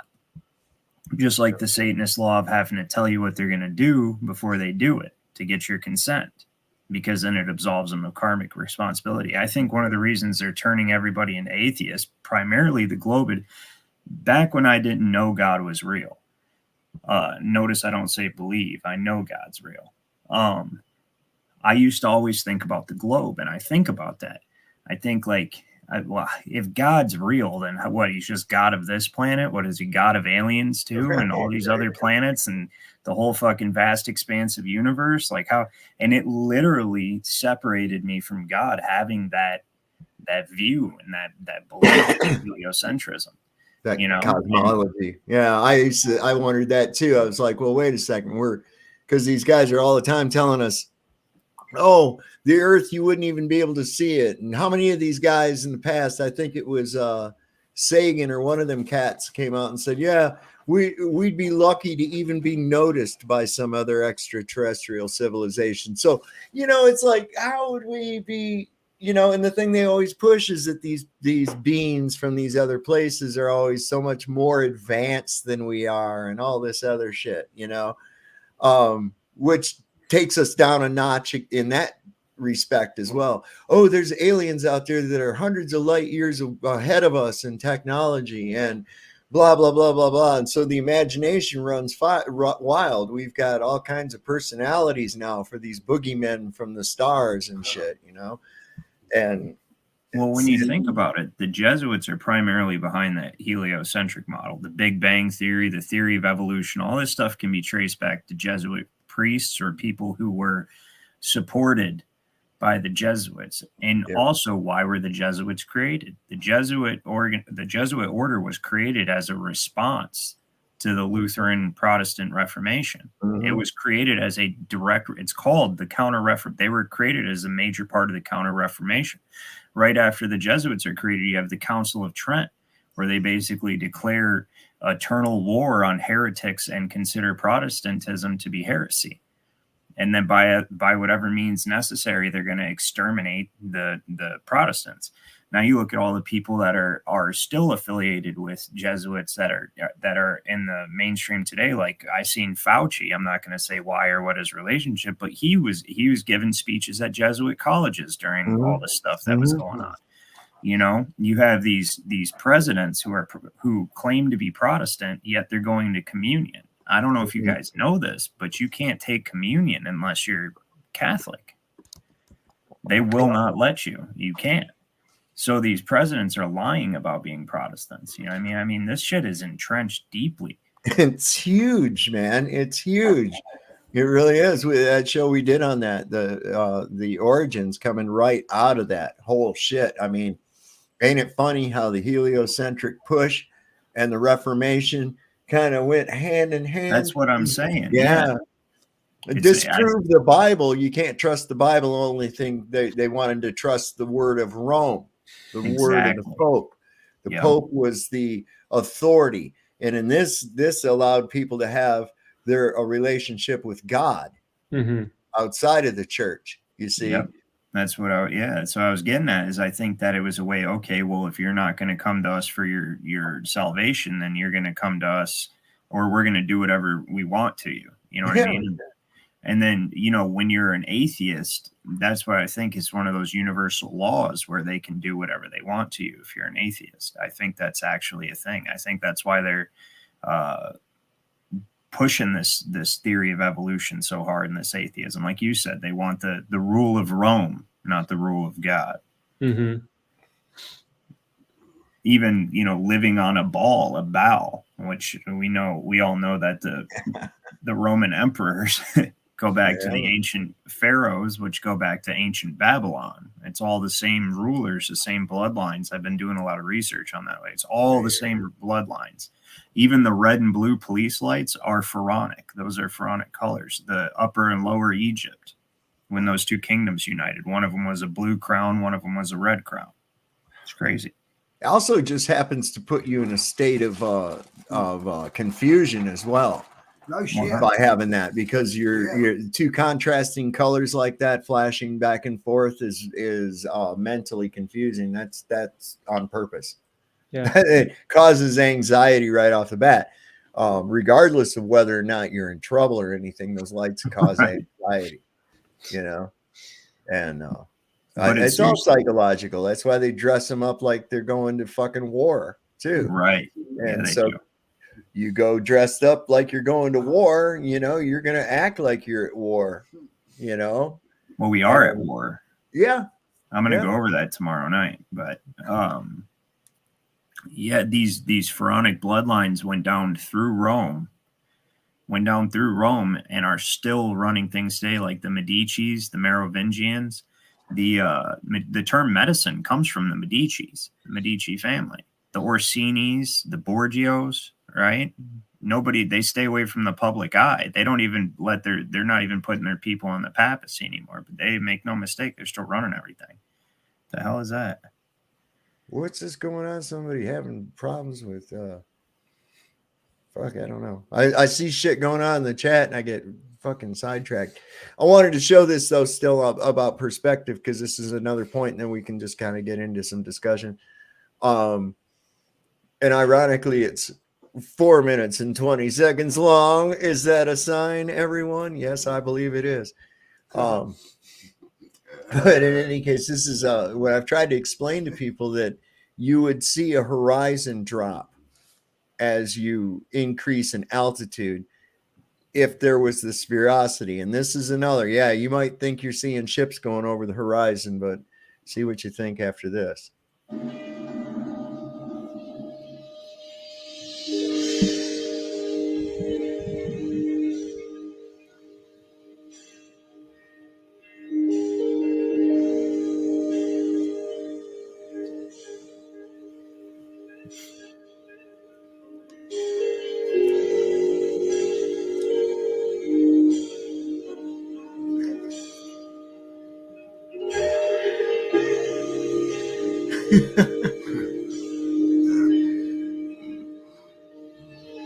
So you see what happens, man?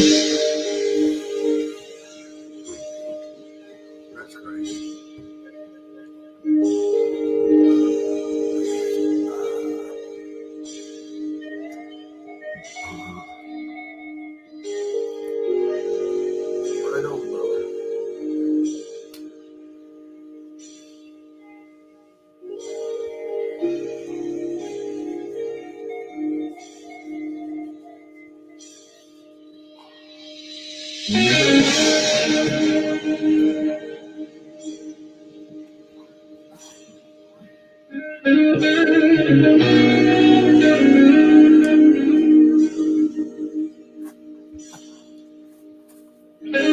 So basically, if the horizon is physical as they claim, then you would actually see the physical limit of it as you rose in elevation, but you don't. This made by the director of Lethal Weapon, dude. What, right?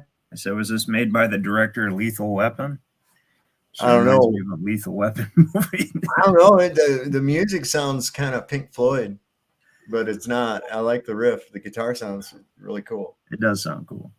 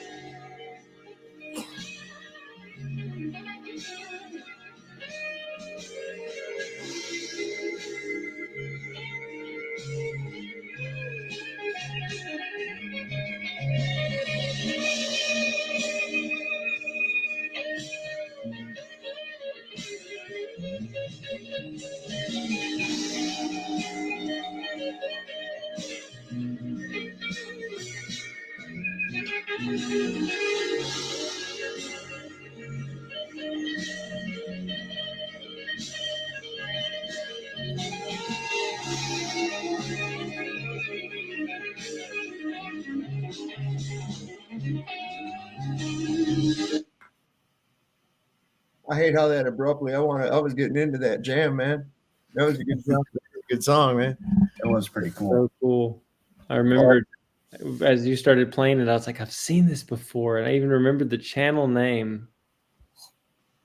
Oh, really? Yeah, I posted it in the chat. It's the Bloody Truth. I was like, I've seen this. And okay. I looked forward, and they have some cool stuff on their channel. I'll have to check that out. Yeah, the Bloody Truth. No matter what you show a Glober, though, dude, they're just going to be like, I was thinking about all the dumb excuses they would come up with for that. Be like, oh, you're not that big on the ball. And then when you know what I mean? Then when he starts, actually going up on planes or up on a tower or whatever, then they would come up with something. Well, I mean, you could see the earth curve. See, the plane was moving. It didn't stay level with the horizon. Just dumb shit like that. You know what I mean? It's frustrating. I know. It's like they're stuck in a loop. It's stuck in a loop. It's sort of like with these last few years, and I have somebody come up and say, "Yeah, I had the coof, man.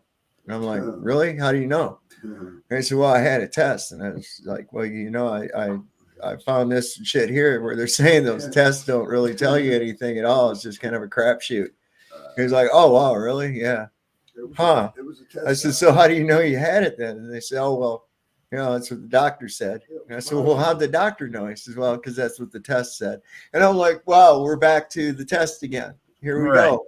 Holy shit, dude. Circular. You know? Yeah. It's pretty rough. Hey, if I hit present, will it share my screen as well? Yeah. It comes backstage and I just pull it up on screen. Yeah. Okay, so I'm gonna do entire screen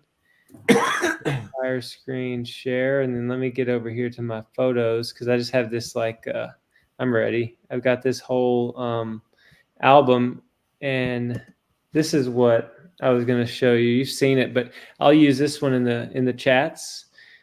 It just says Jesuit priest. Every single one of these are Jesuit priests. Nicholas Copernicus, Christopher Clavis, all these people that brought up the heliocentric ball theory, changing the calendars, evolution hoax, Big Bang, and then, you know, obviously the meme. I don't let religious people influence my beliefs. Are you sure about that? And it like Nicholas Copernicus was never confirmed to be a Jesuit priest. Yeah. But his best friend was that Clavicus guy. Mm-hmm. And he actually dedicated his theory to that guy when that guy became Pope. Yeah. Yeah. God. And it's such an obvious connection. And these people are painted as scientists. Mm-hmm. And it's like they weren't scientists at all. They employed absolutely no science in any of their shit. Yeah. This crap about math being science. No, mathematics is used in science. It is not science. Okay, that's just stop with that, you know? Yeah. God. Check this out. Joe Hanvey, if y'all have Facebook, just search Joe Hanvey spelled like this. He has an amazing telescope rig, and he's constantly taking pictures, but he's a believer. He follows Jesus. I say Yeshua, but he's a flat earther too. And so he says here, shadows behind the stars again, this time in Andromeda, adding to the list of deep sky targets I've captured this phenomenon in. And if you look, you can see that behind each speckle, it's not very clear on the screen. I did see it. But if you go to his page and scroll down for like half a day, because there's so many, there's shadows that just shows the sun is doing something to the heavenly luminaries as well. If there's a shadow direct behind that, I thought that was really cool. Dude, the biggest epiphany came to me, and it was so weird. And I'm not saying that it's exact, but you know, you've been to a planetarium, right? Mm-hmm. And here you are sitting in this thing. All you'd have to do when they show the night sky is just turn on a little fan so that the air's moving. Yeah. And play the sound of some crickets chirping, and you would feel just like you were outside, right? Yep.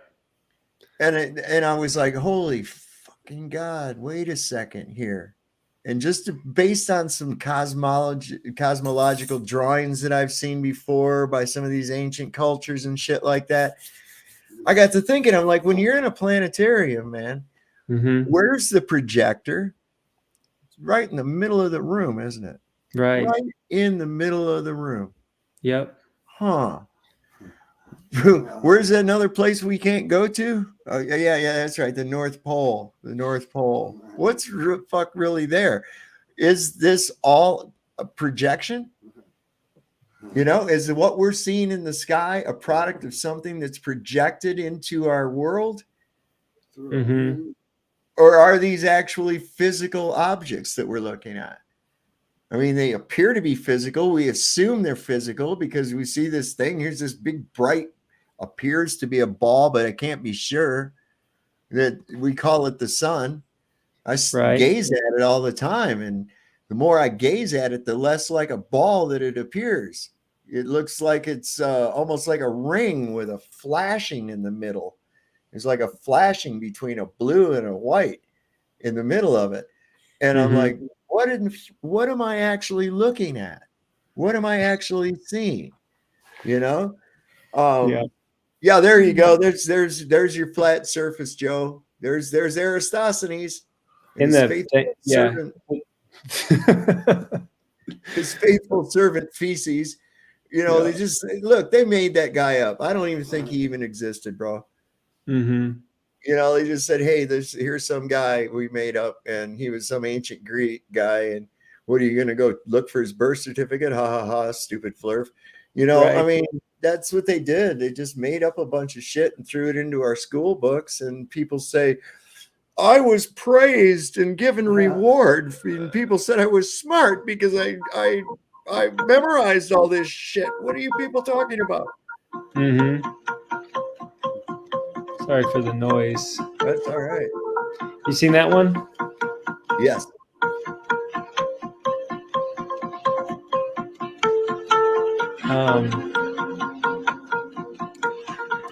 Well, I got a funny one that you haven't seen. The other day, Shane made this one. You got 2 minutes? Yeah. Check this out. Okay, let me know if you can hear audio. Hey there, I'm Albert Clownstein. Welcome to my special circus. Have you ever heard of a circus where math equations are as exciting as the clown's tricks? Welcome to Albert Clownstein's relativistic circus. Meet Albert Clownstein, a mathematical maestro with a red nose and oversized shoes, transforming the big top into a grand theater of equations. His circus isn't about trapezes or lion tamers, oh no. It's a spectacle of sums, a carnival of calculus, a fiesta of fractions. So buckle up for a ride where the unexpected is the norm. In Albert Clownstein's circus, E equals MC honk. In Albert Clownstein's relativistic circus, every act is a math equation waiting to be solved. Imagine a world where every leap, every somersault, every honk of a clown nose is a mathematical marvel. Let's take a stroll through this circus of the surreal. First, we meet the juggling frames, a trio of clowns juggling not just balls, but mathematical concepts. In their hands, the balls represent equality, each one as important as the other. Each one as integral to the juggling act as the next. It's a hilarious and mind-bending way to understand that in mathematics, all things are equal. And then there's our star, Albert Clownstein himself, with his red nose, wild hair, and a mind that's sharper than the pointiest clown shoe. He's the ringmaster, the clown prince of physics, turning complex theories into laugh riots, making the world of relativity relatable, and the circus a classroom. Even the most complex equations become a piece of pie, or should we say pie? But the star of the show is undoubtedly Albert Clownstein himself. With a red nose and his signature chalk-dusted gloves, Albert uses humor and wit to turn complex equations into comedic gold. His unique approach takes the fear out of mathematics, making it approachable, relatable, and surprisingly fun. His genius lies in his ability to juggle numbers and equations with the same ease he juggles bowling pins. So next time you think of a circus, remember Albert Clownstein's relativistic circus, where E equals MC honk and every juggling frame is equal. So the wild thing about that, let me see how to do this. Come back. The wild thing about that is that entire thing was made with just simple prompts with AI. The voice you heard, every single video in the background, all he said was, I want a video about Albert Einstein, and I want it to be a joke about, and it just produced it. And he's like, no, make it funnier, and it changed it. He's like, no, take that out. You know what I mean? And he's using it. He's kind of using the beast tool against the system, if you will, because I kind of don't mess with much. I don't mess. I won't give it. I'm not going to teach it. I'm not going to teach it. I ain't fucking with it. I saw. Throughout my life, every time there's AI and robots and shit, they always end up wanting to kill everybody. And I won't even use the self-checkout, man. I'm leery of pop machines myself, but you know, I don't think pop machines are going to take over, at least not yet. But that cashier where you go and you check out your own shit and everything, I'm like, I should get a discount based on minimum wage for having to do my own fucking work. What's up, man? You know, wow. They're saving money, putting more work on me, and you know, where do I reap the profits? What, you going to cut the price of your products? Shit, no, you ain't going to do that. Right. You greedy sons of bitch. Right. Let's get on a eat the rich, eat the I mean, I support that. You what? I said I support that. If you think about it, all throughout history since the dawn of civilization, at least what we have record of, we've been pitted against each other over like petty differences and class distinctions, but it's actually always been the wealthy versus the common person. That's it. It's the wealthy people trying to take over everything and take everything for themselves and keep us distracted while they do it. And, I mean, you even look back at the slavery issue here in the United States, but the average Southerner didn't own slaves. Only only a wealthy, ultra wealthy minority owned the majority of slaves. Right. But today they've got us fighting. They got black people talking about reparations and they got white people talking about white guilt and all this. And it makes no fucking sense, dude. But it's always been the wealthy versus the common person, poor, if you will, because, that's it.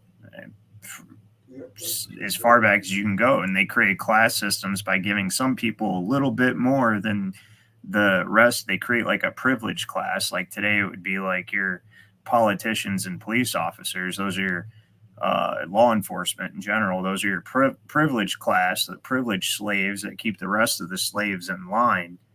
You see why you've got these wealthy elite that are above the law and they do whatever they want. That's how it's always been. So yes, eat the rich. I'm down with that. Let's do it. Well, look at this. You got to understand the science that your hard-earned money is going to for these research projects and everything so that we can venture into space, And one of the primary concerns we have for that and long periods of time in space is, of course, we require food and water. There are certain things that we need, and water is one of the most important ones. So NASA has devised a way to recycle their urine back into drinking water. And this is really a good little demonstration of how they did this. This is the testing process. I've seen this. This is funny. NASA urine recycling. First water we've got out of the machine. This will allow astronauts to recycle their urine and sweat into beautiful, clean, clear drinking water. First sample, transparency, subpar.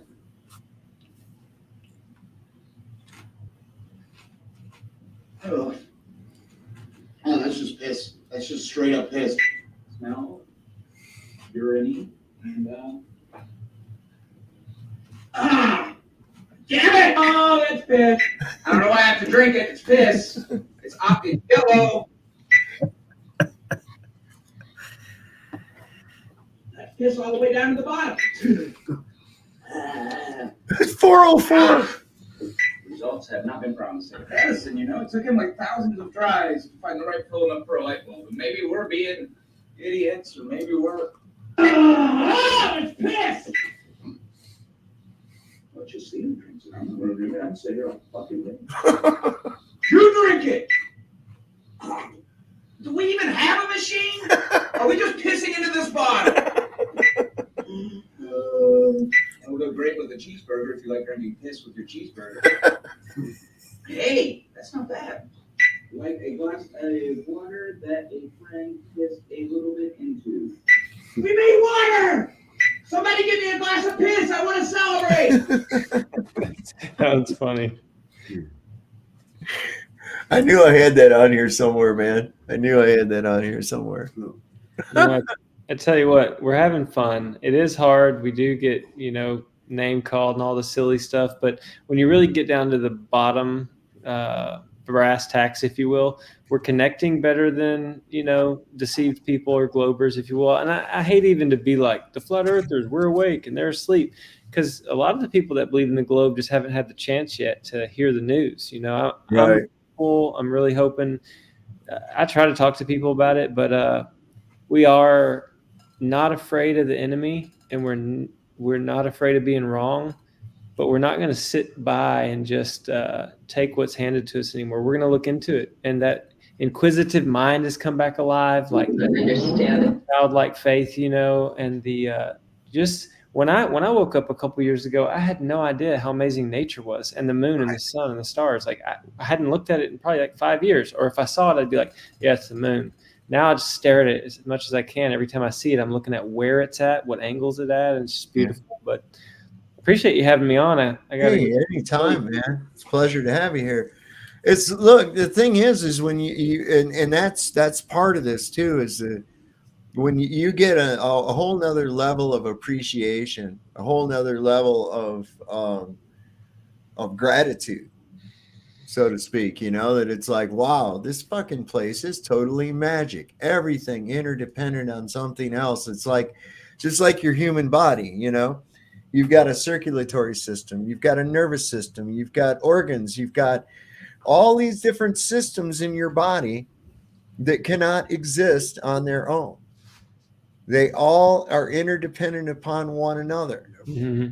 And here we are, part of this huge living organism.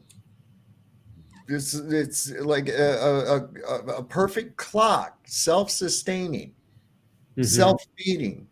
I mean, you say, man can't invent a perpetual motion machine. No, but God can, and you're on it. This is why this is what school does to you too, because they're trained in what you were saying about more and more people coming out. It's kind of like, I saw this cool video. There's like a little music festival going on. These people were all just like sitting on the lawn, and there's some music playing. All of a sudden, one guy gets up and he's into the music and he just starts dancing. He's the only one standing there dancing, right?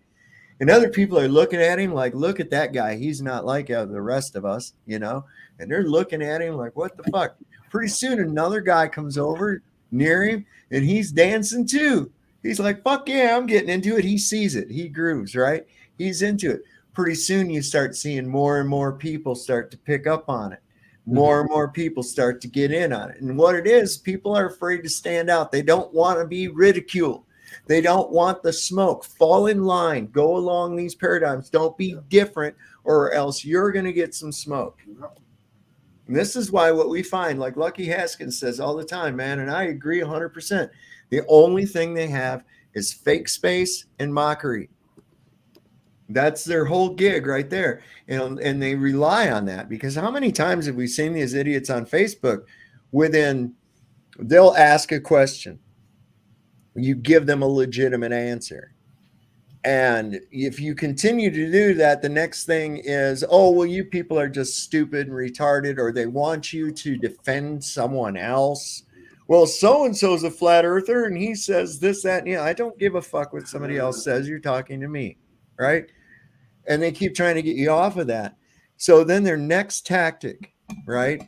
If the mockery doesn't work and you just keep your cool and don't fucking be mean, just keep your cool. Next thing you know, you look at your Facebook notices and there's 15 notifications just in the last 2 minutes. And you look and it's some clown they sent in there to put a laughy emoji on everything you've posted. They go through and put a laughy emoji. That's their next tactic. And it's very telling. I mean, what is funny about these 3 words? That's actually hilarious. You said that. What's that? I just had that happen. Yeah. Just some guy didn't comment on anything, just put a laugh emoji on literally everything I said. It's really weird. And then like a playbook. Yeah.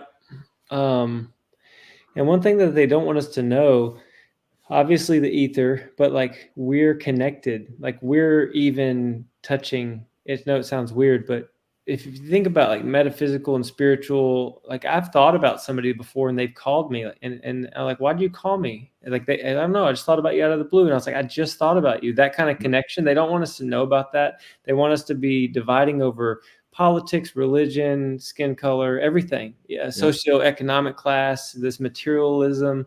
But like truth be told, if they weren't grinding away at this crazy Rockefeller deal and just all the satanic inversion that they push on us, we would be nicer to each other. Like if we naturally, if you let us just help each other around the house, or, oh, you need me to help you move that, or, oh, you got a garden growing, I'll trade you something of this for, you help me fix my whatever. The system is purposely destroyed. And I think what's going on with this truth movement, it's not just figuring out what the earth actually is. It's the truth in all things, in nutrition, and well, what kind of water should we be drinking? How should we be communicating with each other? And like, it's just getting back to the basics of human relations, connecting, love. And they can't stop it, because this is a whole new, it's like we're in a whole new, not age, but we definitely shifted away from something to a new season, if you will. Oh, absolutely. Absolutely. There's something weird happening where it's like, I'm not really, I don't know if it's that they're getting more ridiculous or if it's that we're noticing it now. Whereas before I've always said there's a spell. There's a 4-pillar alchemic spell that is being placed on us at all times. And it's speech magic, Enochian magic, all the time. Sigil magic, symbols and shapes, constantly. Pharmakia, big time. Through our food, through our water, through our air, through our medicines, okay? And the illusory, through holographic, through our television, through all these different things, because everything, they react to what they see first. Boom. Hearing and seeing, those immediate senses. Boom, boom, oh, look at what I saw. How do you know they landed on the moon? I saw it on TV. Oh boy, that did it. For how many people? A lot.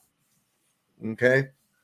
So with these 4 basic types of magic being used at one time, the one huge cornerstone, and this is my opinion, of course, but I've found that it holds true, however I test it, that once this cornerstone of where you are is removed, the rest of the shit starts toppling down like a big Jenga tower of deceit. It's like what I love when these guys say, we stand on the shoulders of giants. And it's like, yeah, but look, some of your giants were actually fucking clowns. And now we've shown that they're dancing. So you shouldn't stand on their shoulders because you're going to fall. They don't listen. They got too much invested into this shit. And it's crumbling apart. And for some reason, people, like you were saying, are starting to vibe. They're starting. What was that poll I saw? I've seen several of them. Do you trust the media? And it's like 85% of the people say no, they don't trust shit they see on the news. They don't trust their government. They don't trust any authority. Has lost its authority. Wow. It's like I got a great shirt. It says, I'm not questioning your authority. I'm denying its existence. I like that. It's the way I really look at it. It's like, who the fuck put you in charge? It's like what I've said before. Some guy puts on a special hat and a robe and says, I'm the king of every fucking buddy. You got to do what I say. You mean nobody stood up and said, I don't think I'm not down with that. No. Right. Well, sure. He backed it up with violence. So the whole thing comes down to it's violence. And once we found out that it is just violence anyways, why should I fear it? There's more of us than there is of them. What the fuck? What if we all just said no? What if everybody just said no? What if just 50% of the people just said no? You don't have to be violent. You don't have to attack anybody. You just say, hey, look, man, you're irrelevant, man. We're doing our own thing, and we're not you can go ahead and go up there to your little marble building and give speeches, and you can do all that shit all you want to. We're not listening, and we're not going to pay you anymore. Mm-hmm. So, whatever you want to do from that point on, go ahead. We're just going to do our thing. They would react with violence. But like I said, there's more of us than there is of them, and freedom don't come free. I was going to say, at the same time, it would just be game over, though. If everybody just said no, like we live in a consent-based realm. we have been giving them permission, but they've tricked us from the beginning. And ultimately, this is Satan's deal, you know, the inversions and the deceptions. Because when I first came into the truth movement, I thought there were, and now you got to hear me out before you judge what I'm saying. Of course, there are entities and evil people and controllers and bloodlines and all this stuff above the governments of the world, of course. But at one point in my awakening, I thought there has to be like some people that are guiding this ship. And then I realized, no, it's pure evil. It's the deceiver that's guiding the ship. And what's happening is it's happening the way that a fractal pattern will come out of a drawing. I've seen Owen Benjamin do like a dot and another dot, not personally, but he showed a video of fractal patterns where you do the equal dots and then this crazy like cymatic pattern comes out. And he basically was saying, and it kind of hit me where like you have people that have surrendered their birthright or their soul over to this darkness for pleasure or for money or for power or for whatever, fame, ego, who knows why they did it. But I don't want to go down that road. I went down dark roads before. Like I've messed around with a whole bunch of different drugs. I used to just be like lust, like my mind was totally depraved. This was probably about 15 years ago. Is a totally opposite dude that's sitting here right now. Anyway, I kind of know what it's like to have a mind or a body go dark towards the darkness, right? And I was like, wait a minute. And all of a sudden, like after 15 years of living totally for me only and just consuming whatever I wanted, like I was lost and scared. And I see how a human being can go down that road. It's not hard to start that road. But anyway, the creator just plucked me right out of that darkness, and he just put me on a path that headed me in a direction towards healing and health and vitality and waking up and truth. So the long story short is I think that they don't even know how it's happening, but the evil one is using whoever's available to do his weaving of this darkness. But I think his day's coming to an end pretty soon. Like it's going to be game over for him. But back to what you said, I think if everybody said no, they can't make us be evil or dark. If we said, no, I want to go in the direction of light. I don't want to play these games anymore. I don't want to pay these taxes on taxes on taxes. I'm just going to go help my neighbor. They would just be like, what are we supposed to do? Right. They would make a crisis. They would create a crisis and be standing there with a solution. See, that's what they do every time. Hegelian dialectic, huh? Yes. I'm gonna get off here, guys. I gotta go to bed. I'm tired. Hey, Barry, thanks for showing up. Hey, thanks for having me on. It was nice meeting you. Run Boston. It's cool. You know, the only thing I want to say is if everybody, you know, people ask me all the time if, you know, when you're waking somebody up, they always say, well, what can we do about it? When you get past all the objections and denials and stuff like that, and you finally, well, what can we do about it anyway? Simple truth is, like you said, Run Boston, is we're all in like a quantum entanglement. We're all connected without even realizing it. Energetically, spiritually, we're all part of the same source, the same consciousness. And just by the very act of waking up or waking somebody up, even if you never tell anybody or teach anybody, which that'll come naturally from waking up, you'll want to, but just through the act of waking up, you add to the raising the frequency of the collective consciousness, and that helps other people wake up, whether you realize it or not. Just being awake and walking around with that perception of reality, the truth perception, it adds to the field, you know. That 100th monkey effect. Yeah, exactly. You know, that's interesting because we see, I mean, if there's any accuracy to our history, but it seems evident that like things like the bow and arrow all seem to kind of come about everywhere at the same period of time, you know, and it wasn't just due to word of mouth, because this is over some vast distances by people, you know, that did not travel. But you know what the 100th monkey effect is, Run Boston? I haven't heard of it. Okay, so what they did was they feed these sweet potatoes and throw them on the beach of this island, and these monkeys would eat them, right? They'd eat them. And one of the monkeys figured out that if he rinsed off the potatoes in the water, then he could eat it without, getting the grit in the sand. And he showed it to some other monkeys, and, word of mouth, so to speak, all these monkeys started washing their potatoes in the water before they would eat them.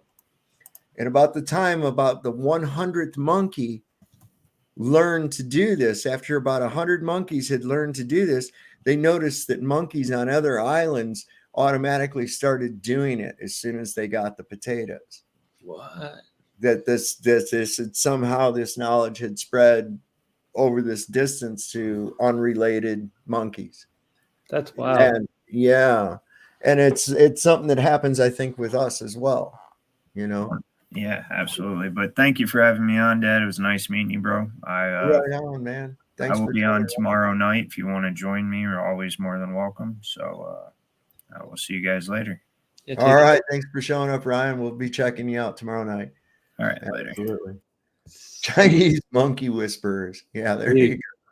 When you're telling me about that story, it's not the same, because your story involved like some kind of like leap of knowledge over to other monkeys. But it made me remember a different experiment where people like came into a waiting room, and I can't remember like when the bell rang, like girl would stand up. They had those people would all stand up. See, the person being experimented on, first off, everybody else in the waiting room was in on it. Yeah. And so when this buzzer went off, everybody would stand up, and this girl's looking around. So pretty soon she starts doing it with everybody else. And over a period of time, they had all these people left, and then new people came in. And so she's still doing it. Even when she was by herself, the buzzer would ring, she'd stand up. She didn't know why she was doing it, just because everybody else was. So she starts doing it, and a new guy comes in. He's not in on it either. So he's sitting there, and the buzzer goes off, and she stands up, and he looks at her, and she kind of looks at him expectantly, and he's like, what the fuck, And so the next time she does it, he starts doing it too. And then they have a whole new group of people that weren't even part of the experiment. I mean, they were, but they didn't know about it. And they all just started doing it too, because they've just been trained to do this whole thing over that. Yeah. Yeah. You ever seen the one where the guy's checking people with a lint roller? No. He's just wearing a tracksuit in front of a door, and he's got a lint roller in his hands, and he just so that automatically generates like uniform, because of the matching shirt and everything. So the people walk up, and he'd just stick his arms out like this, and so they'd do the same thing, and he'd take that thing and just wave it by him like he was scanning them, and then let him go through. And the next person would walk up and just automatically put their fucking arms out. It's like, what? That's really wild. Psychology like that's very interesting. Like human behavior and herd mentality. I don't know what it's called to do that. Well, we do. We just follow. It's a lot of people don't really think. They don't think. They've been taught to follow. Think about this. Every time you went somewhere when you was in school, what'd you do? Single file, everyone. Follow the person in front of you. Okay, and that's what you end up doing. That everybody wants to get an A. Everybody wants to be the same. Everybody wears these kind of jeans. Everybody, if you're cool, you wear this kind of, and it just progresses as you get older. Yep. Oh, the cool kids wear these kind of jeans and these sneakers and shit. And so the other little kids going, Mom, I need to.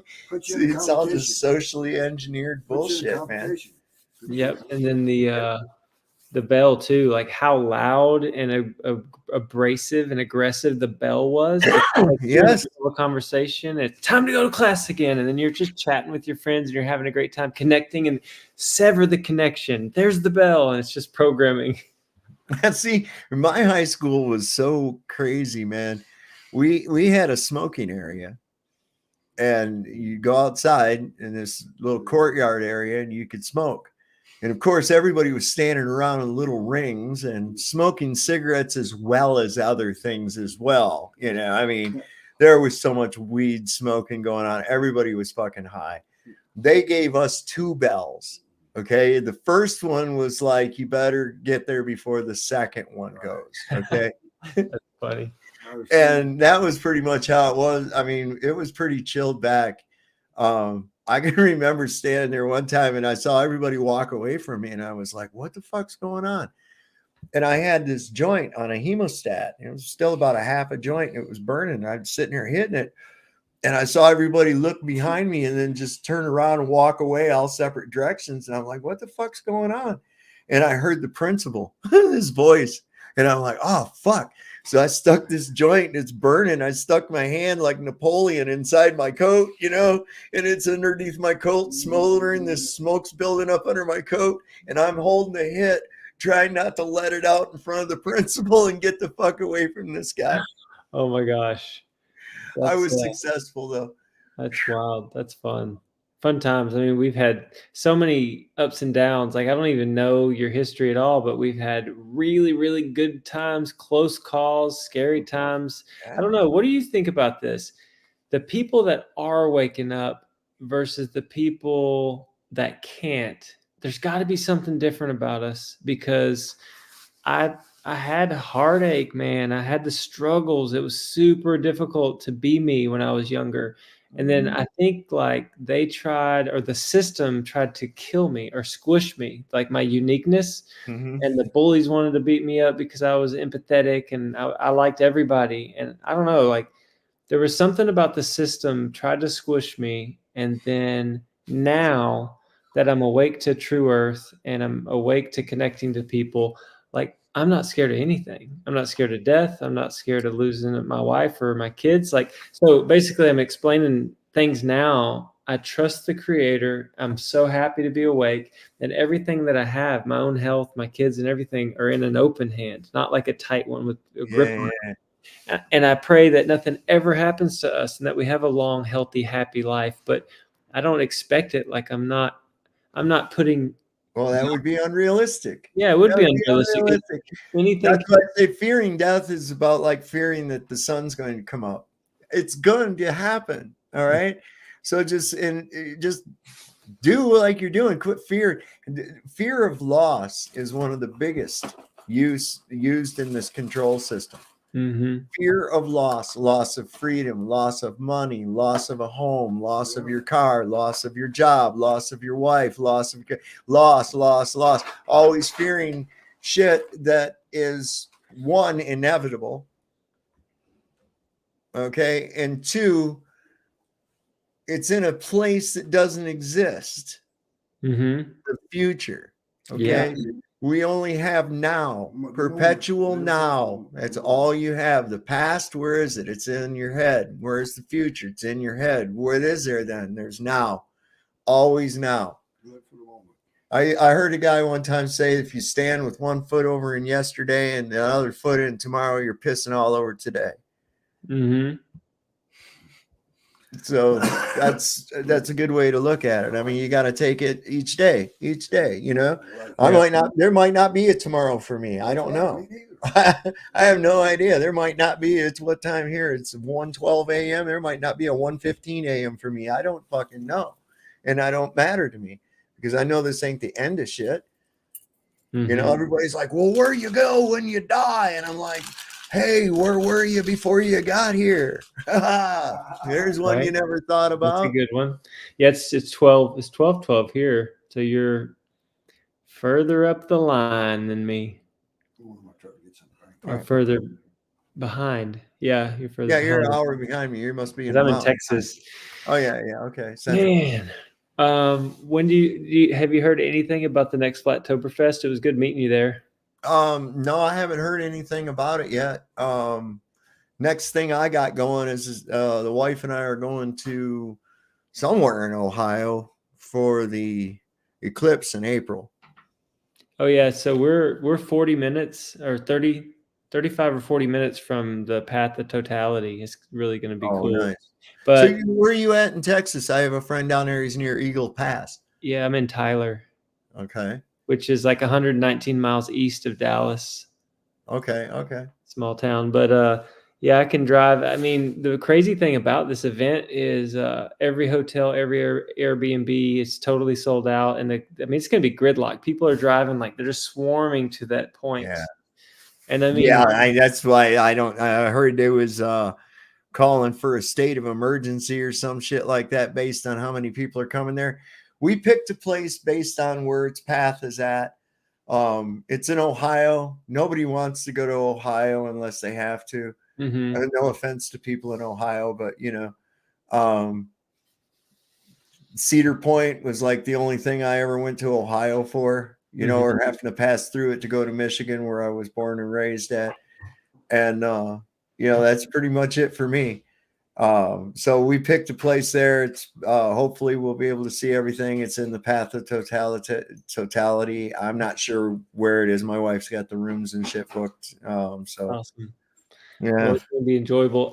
Y'all stay tuned tomorrow for Witsit's stream. It's called NASA Fraud, and he's gonna bring all the best green screen and like just total proof and just every bit of their yeah, man.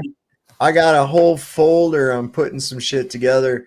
I've been sorting my stuff out. I've got one called I got a folder for gas laws. I've got one for sun. Got one for perspective that I was using here tonight. I've got all kinds of videos of it. And another one called NASA. That's nothing but NASA fuck ups and shit. Man. Do you ever see the one where they're deploying the satellite and there's a dude in the background and you can see his face and shit? He's like running around, like trying to get off camera. Like, did I get caught? Looking around. I always say, look, that's proof of God. That's what God looks like. He was up there hanging out above the earth, totally looking wild. at his creation, deploy a satellite and shit. Yeah. Come on, guys. Come on. Oh, I wish you had another person to pop on. I mean, I hate to leave you. Oh, I'm getting ready. That's all right. I'm getting ready to pop off here. We've been going 3 hours, 40 minutes. That's enough for tonight. Yeah. It's Friday and I'm going to go smoke some weed. Try to save everything in the private chat because I'm going to go down the list. The only one I don't have is this last one. Okay. Yeah. The heart's not a pump. Yeah. I saw some shit about that. So I'll tell you that the heart's not a pump. So this guy that's going to talk about it is Tom Cowan, which I'm sure Dr. Cowan, which I'm sure you've heard of. He's like on Alpha Vedic sometimes. But anyway, just that conversation of the heart not being like a pump triggered the Globers so hard the other day in Earth Awakenings, like the Discord chat. They were like, of course it's a pump. And they were just so mad. And we watched the video as like a group of 25 people watched it. Pump. Lungs and he was saying in this thing that the pump is at the skin level where it's got to like take on or exchange and take on.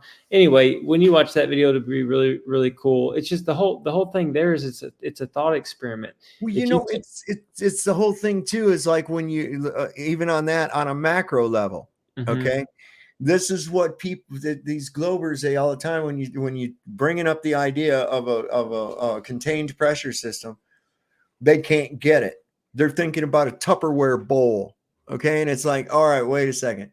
It's dynamic. Do you know what dynamic means? It's working. It's continuously being heated and cooled and mixing all the time. And we have a higher concentration of the gases here on the Earth because that's where they're produced at, right? And they also don't take into consideration that we're continuously exchanging gases. Organisms are taking in oxygen, breathing out carbon dioxide. Other organisms are exchanging carbon dioxide for oxygen. It's called respiration. We have evaporation of water vapor into the atmosphere where it condenses and it's constantly being mixed. Everything's always in motion, trying to equalize, being taken to a state of disequilibrium and then equalizing. That's what it's constantly doing. So it's not a fucking sealed up Tupperware thing, It's like, stop with that shit. And this thing about air, well, air has mass only in a contained volume. Right. Only in a contained volume, right?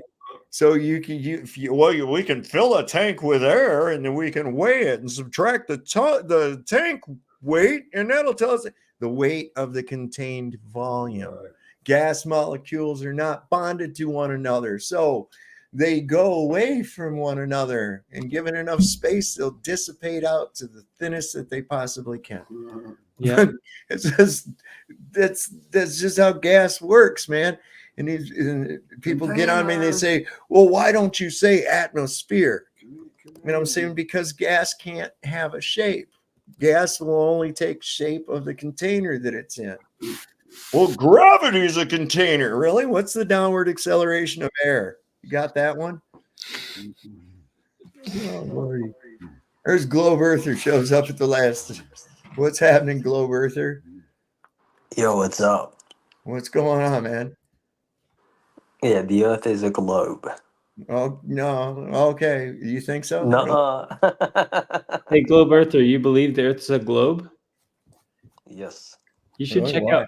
You should check out Witsit's channel, man. Oh, you mean the guy that unnecessarily uses a bunch of stupid words just to confuse his audience? Well, that's not true. You're referring to him using word salad, but no one has ever in the history of him being in the business of waking people up, no one's ever shown him the word salad that he's using because he's making cohesive sense. The words He's are not. complicated. He's not. What I'm No, the telling words you, are not complicated. It's not complicated. It's that he's using a bunch of these supposedly complicated words in a word salad, right? When you have different vegetables and you put it together in a bowl and you mix it up, right? It gets confusing over time. He's not saying anything Globe Earther. complicated at all. He's just he's Let me saying correct things that you, make though. zero sense. I heard Look, him once you say basically, I Globe heard him Earther, once you don't say, understand what he's hold saying. on, I know, No, listen. that's not it. This is I how have he to talks, correct. right? I have to This is correct how Globe Earther before he continues. I don't mind going back and forth, but you have to stop when there's a mistake. The No, you have to let me fallacy finish giving my point and then you can rebut. sounds great. Go ahead, buddy. If I spoke to you like this, the perpendicular equidistant, blah, blah, blah, that's bullshit. I'm just saying nothing. I'm saying literally nothing. Okay? If I just start throwing words at you, perpendicular, equidistant, that's nothing. That's not cohesive. Are you done? Yeah, okay, I'm done. Okay.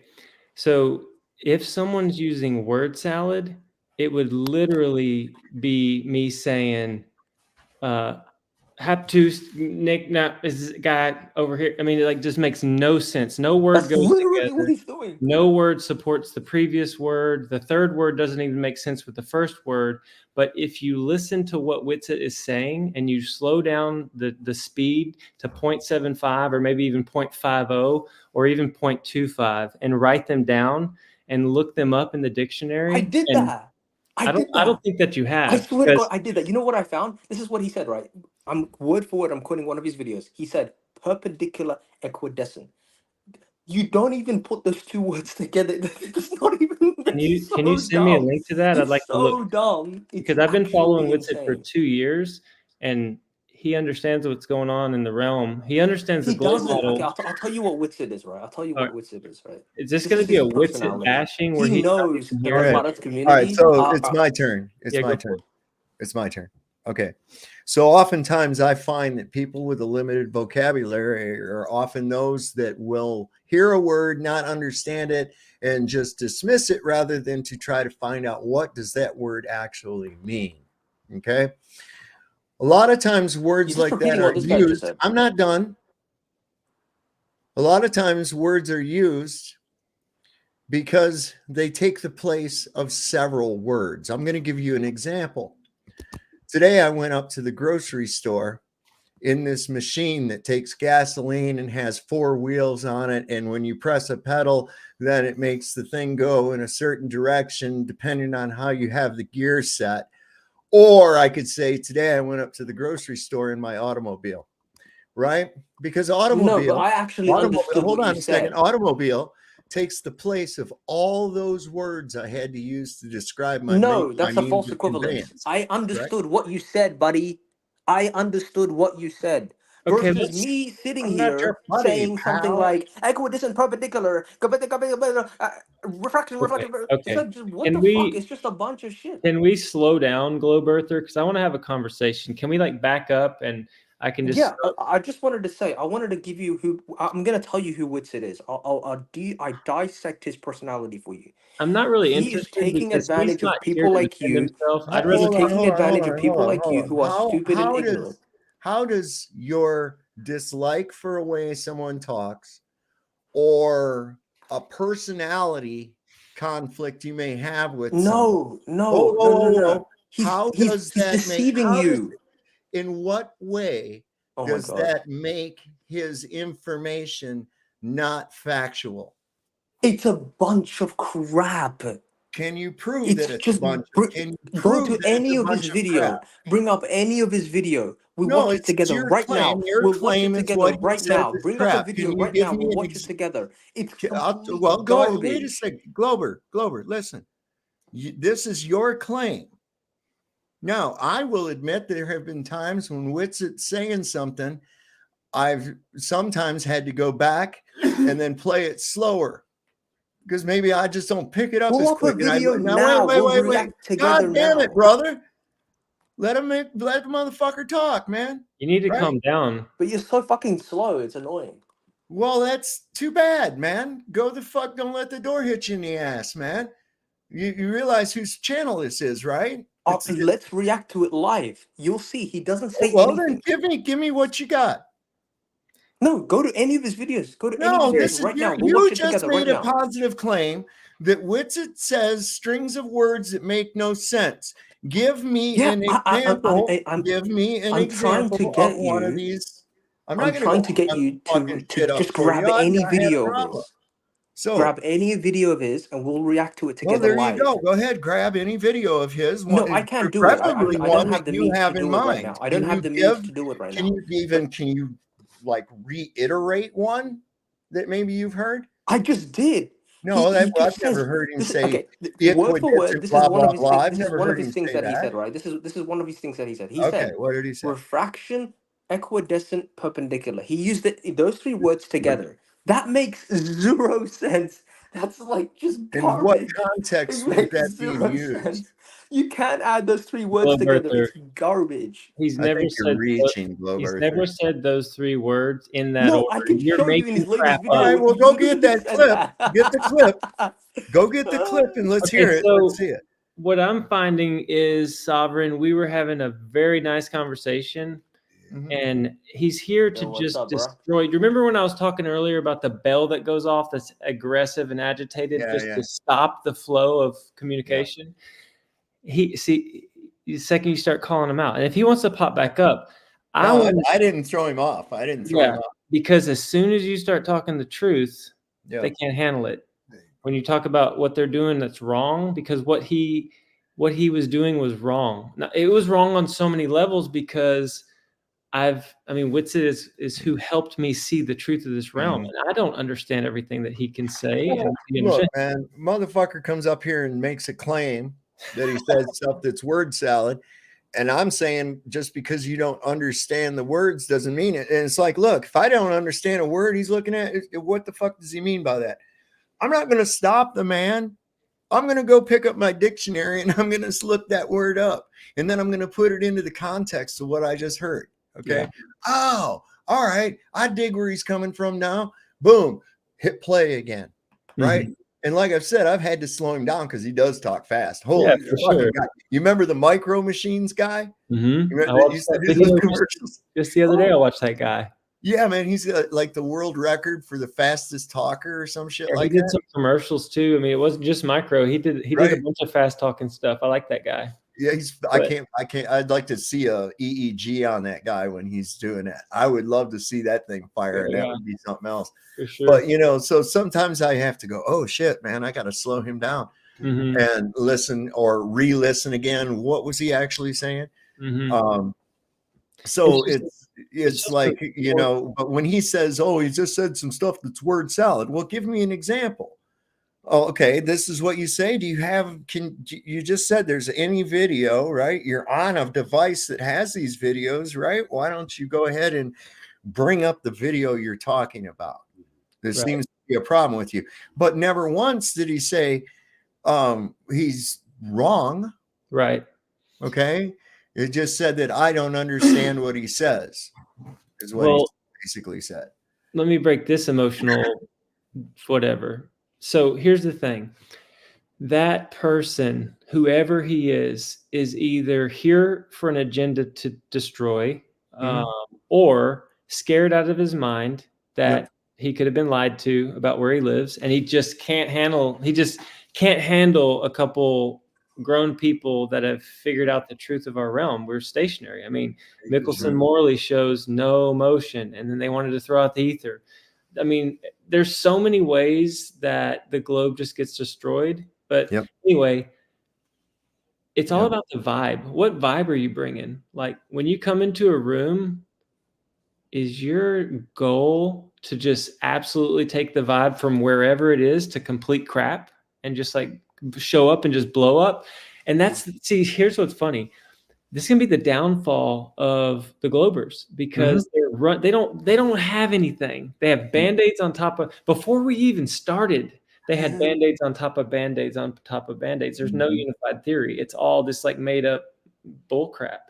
And so now people are getting into it and they're like, let me look at this paper. Oh, this guy didn't think it was a globe. He was actually frustrated about it. Like we're finding people that didn't want the satanic movement even happening to happen, and they were talking truth. And now we got Alan Whitsitt. You're playing your part. I'm playing my part in telling people, hey, bro, we've been lied to. And so the Glober showed up to do his thing. But all he's going to do is get a listener that's in the chat that maybe popped in on a whim, and they're going to go, well, those guys were just chilling. What's this guy doing? And they're going to be driven towards looking into this. Well, it's a lot of times I'll see people that get all fucking bent out of shape, and I'm like, look, I'm going to ask you a question, and I don't need you to answer it because I want you to ask it for yourself. The answer is for you. Why does this trigger you so badly? Okay. I already know why. Okay. And I'm not going to tell you why. I want you to think about it. I want you to really think about, why does this upset me so badly? And then you'll find your answer. Because, there's people say, well, you can't convert people. That's right. I'm not trying to convert people to anything. What I want people to wake up and realize is this: you have been lied to about when you are, where you are, and who you are. And those are pretty big, I mean, what's the first things that a fucking amnesia victim asks? Who am I? Where am I? What's the date? So here I am coming out of my amnesia going, hey, that shit I was dreaming about ain't real, man. I need to find out what the real shit is. I need to find out, look, here, they got me totally really in the Truman Show here, So it's wild, man, because in my opinion, we are offering solutions and the cure. Like there's a cancer in people's minds, the indoctrination, all the programs. I mean, my wife and I don't even turn the TV on anymore. I mean, I kind of hate my cell phone, the Black Mirror, it's rolling, and you try to, even technology is like, gosh, I got to get away from it. But if the people that are so scared would realize that when you do wake up, okay, I'm going to guarantee that there's going to be an awkward moment. It may be in the beginning, and it may be awkward for 4 months. It may be awkward for 6 months.